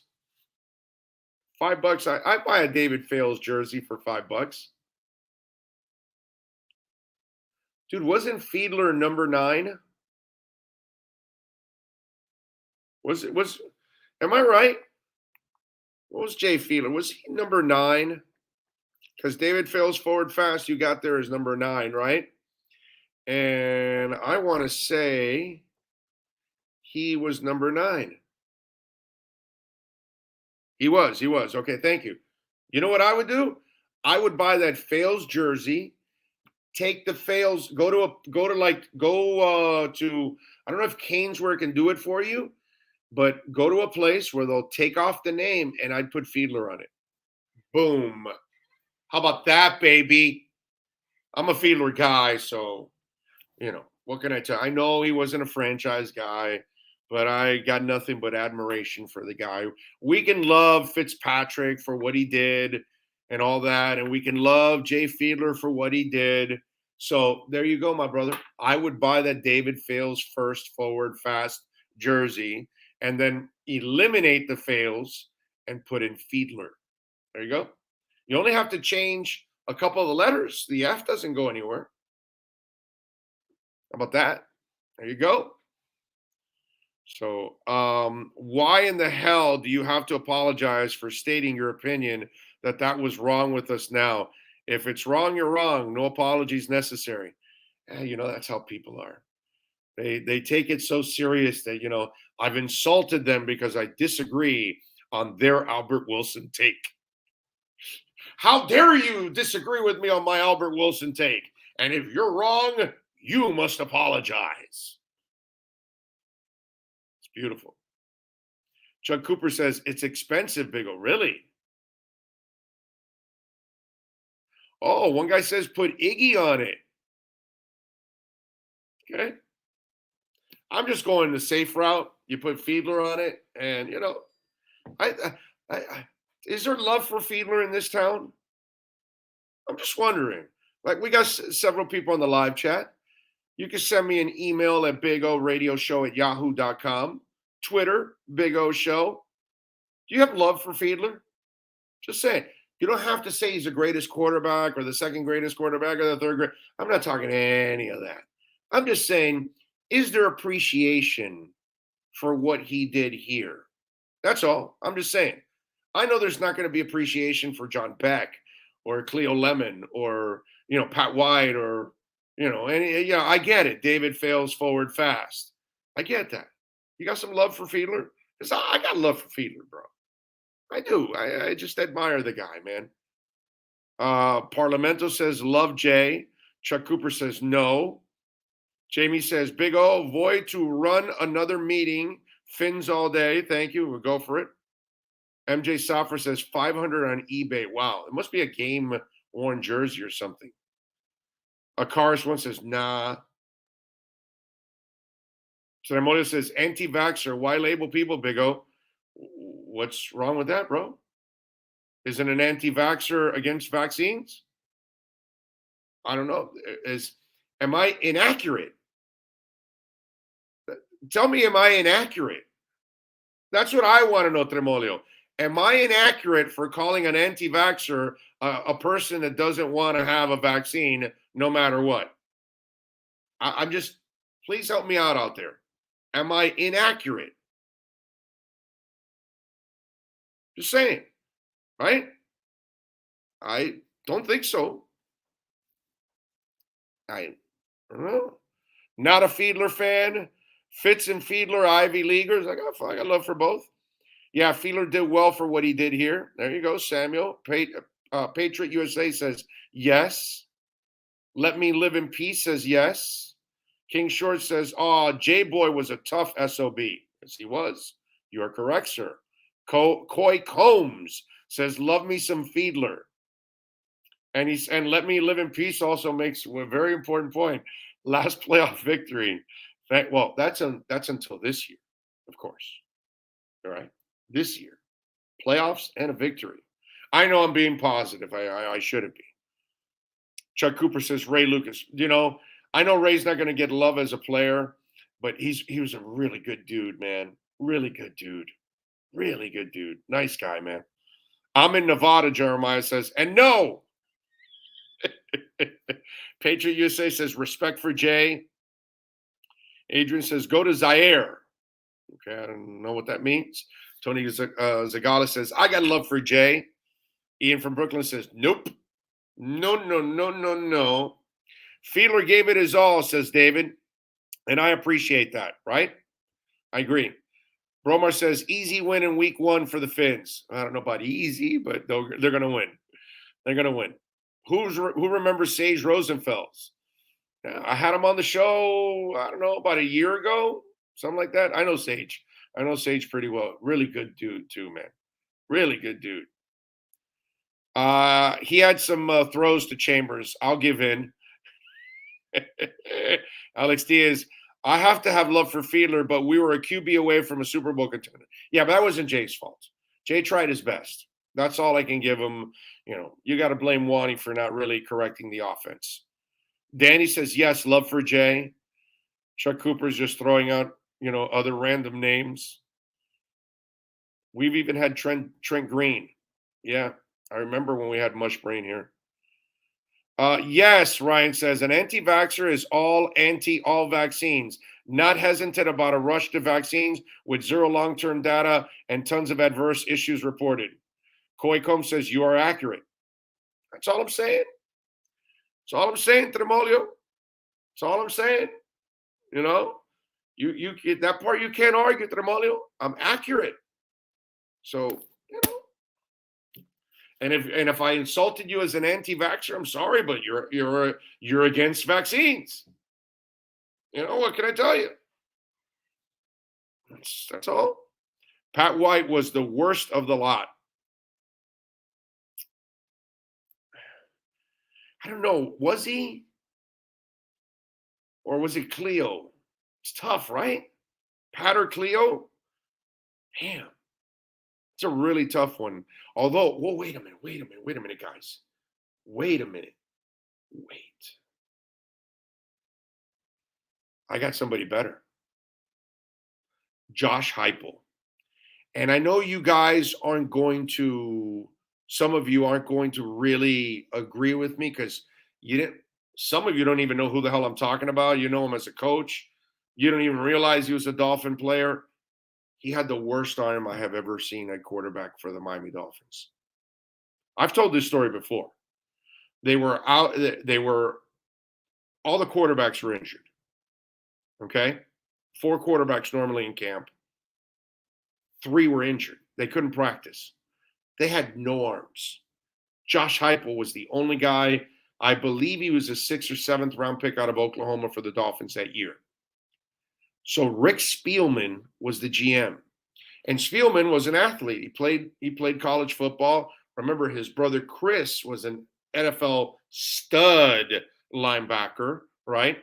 Rick wasn't ever as successful as his brother in football, but obviously he's been way more successful as an NFL executive, right? So Rick was in good shape, man. He always took care of himself. And he goes out there in shorts to go throw to the guys. So you had Josh Heupel and the Dolphins general manager throwing that day. The Dolphins general manager. So they both stood next to each other. And I shit you not. Okay? I am not lying here. Rick Spielman had a better arm than his draft pick. Now, ain't that a bitch? Did you hear me? I watched a general manager throw the ball better than an supposedly NFL quarterback. Pat White had an arm. Cleo Lemon had an arm. Josh Heupel did not have an arm. We all looked at each other like, didn't this guy come from Oklahoma? How did they even win games with that guy? I mean, it was duck after duck after duck. Meanwhile, Spielman, by the way, had a nice little spiral. Had a nice little arm. Not a bad arm for well, actually, a freaking great arm for a general manager. But yeah, I watched a general manager have a better arm than a player. That, my friends, is a crazy Dolphin quarterback story. And the guy that outdueled him drafted him. Wow. Holy moly. Those were some times. I'm telling you. That's when I was called a hater. Yep. That's when I was called a hater. Fiedler had no problem hearing the coach. Oh, that's just wrong. That's just wrong, dude. Because Fiedler had big ears. So apparently he didn't need the whole thing because, okay. That's just wrong, dude. That's just wrong. That's just not nice. Accurate, but not nice. You know, we're about accuracy. Tremolio doesn't like accuracy, but I do. By the way, Tremolio, you told me that stock that this woman bought was a pump and dump. And dude, and I got to look it up again, but I'm making money on it now. Not much. I bought it at 136. It's at 150. The CFMS. Let me see. Let me bring up my Weeble because that wobbles and it doesn't fall down. Oh, I'm sorry. It's at 166. Tremolio, you said it was a pump and dump. You are not accurate. I bought it at 136. It's at 166. Doesn't seem like a pump and dump. Because it went under 136 when you talked about it. It went to 134, 133, and I didn't sell it. I held on. I guess it's only a couple bucks. I have whatever. It's a joke. And so now it's at 166. So I'm making 30 cents on each one, baby. Damn, I'm ready to retire. I have like $20 on it, so relax. It's the only $20 I had because I had cleaned out my stocks. I sold all my stocks. I got rid of it. I'm into crypto, man. I think crypto has way more potential than the stock market. And so that's just my opinion. But I had like $20 left over in the Ameritrade account. And so I saw that this woman, now I'm forgetting her name, Kathy, whatever, Wood, right? I think it is. And she's a genius, apparently. And so ARK Investments bought like millions of shares of this CFMS. And I said, hey, I got $20 in there. Let me buy it. And there you go. There you go. And by the way, the crypto market, it was doing really good this morning. And I mean, it's bounced back strong. Those of us that are involved in it, you're hitting strides now in a big time way. Little small, tiny correction, but still everything's going really well. Ethereum got to almost 3,500. Now it's still over 3,400. So it is starting to move. Radically says, Big O, I was thinking that if someone created a stock crypto talk show that provided coverage like sports talk radio, they would have a huge following. What do you think? Well, I'm in the process of putting together Crypto Bro Show. We have the Twitter handle. Dono and I are going to do it. I just haven't had time yet to really settle down and do it on a weekly basis with Dono yet, because I haven't straightened all of this out. Okay. So I'm also looking for, by the way, if, I might as well throw it out there because, you know me, I'm an open book with you guys. I am looking for a salesperson to join our show because we need a salesperson. I need somebody else to help us out. So if somebody is interested and has experience in radio and TV sales, have them reach out to me on my Twitter feed at Big O Radio, at Big O Show, or on email at Big O Radio Show at yahoo.com. Reach out to me because I do need, but you got to have experience. If you don't have experience, I'm not going to bother, because obviously if you have experience, you have connections and you know this business. I cannot go teaching somebody this business. I don't have time for that. So I have to have somebody that has experience in radio and television sales. So if you know somebody, have them reach out to me. I think they'll be able to make a decent living. So please have them reach out to me. I will definitely need that in a big time way. All right, folks, I am out of here. I got to get on the road. It's 1:13. I apologize. We were trying to get Alan Poupar on, but I know Alan's they adjusted the clock over at camp. And so we knew that's why he was set for 11:30, but then they pushed everything up to the midday. And so everything's going into the 1 o'clock hour. And so he told me maybe he could get out on the back end of 12 o'clock and then we'd bring him on. So that's all right. We'll bring him on, tomorrow, Thursday, and we'll have some fun and we'll rock and roll and we'll get it all done. All right, ladies and gentlemen, I appreciate all of you out there. All of you that made any kind of donations to Cash App or Venmo, Cash Big O Show, or on the YouTube stuff. What's that stuff called? Super Chat. I appreciate all of you out there donating, and of course, don't forget to smash the hell out of that like button. That is so important that you smash the like button. Please share the link to the podcast, the link to the YouTube page. Thank you all out there. And of course, please visit our sponsors. That's also incredibly important that you visit our sponsors. We will see you tomorrow, man.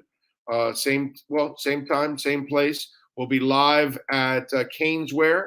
You all be good out there. Much love. When you're ready to purchase a new home loan or refinance the one you have, American Dream Lending will make sure your loan experience is easy with fast approvals and quick closings. With many loan programs and competitive rates, now is the time to turn your dreams into reality. Ask about special financing for veterans. They never charge an application fee and you will work directly with one of their experienced loan professionals. Stop dreaming and contact American Dream Lending today. 786-802-1727 or online at adreamlending.com.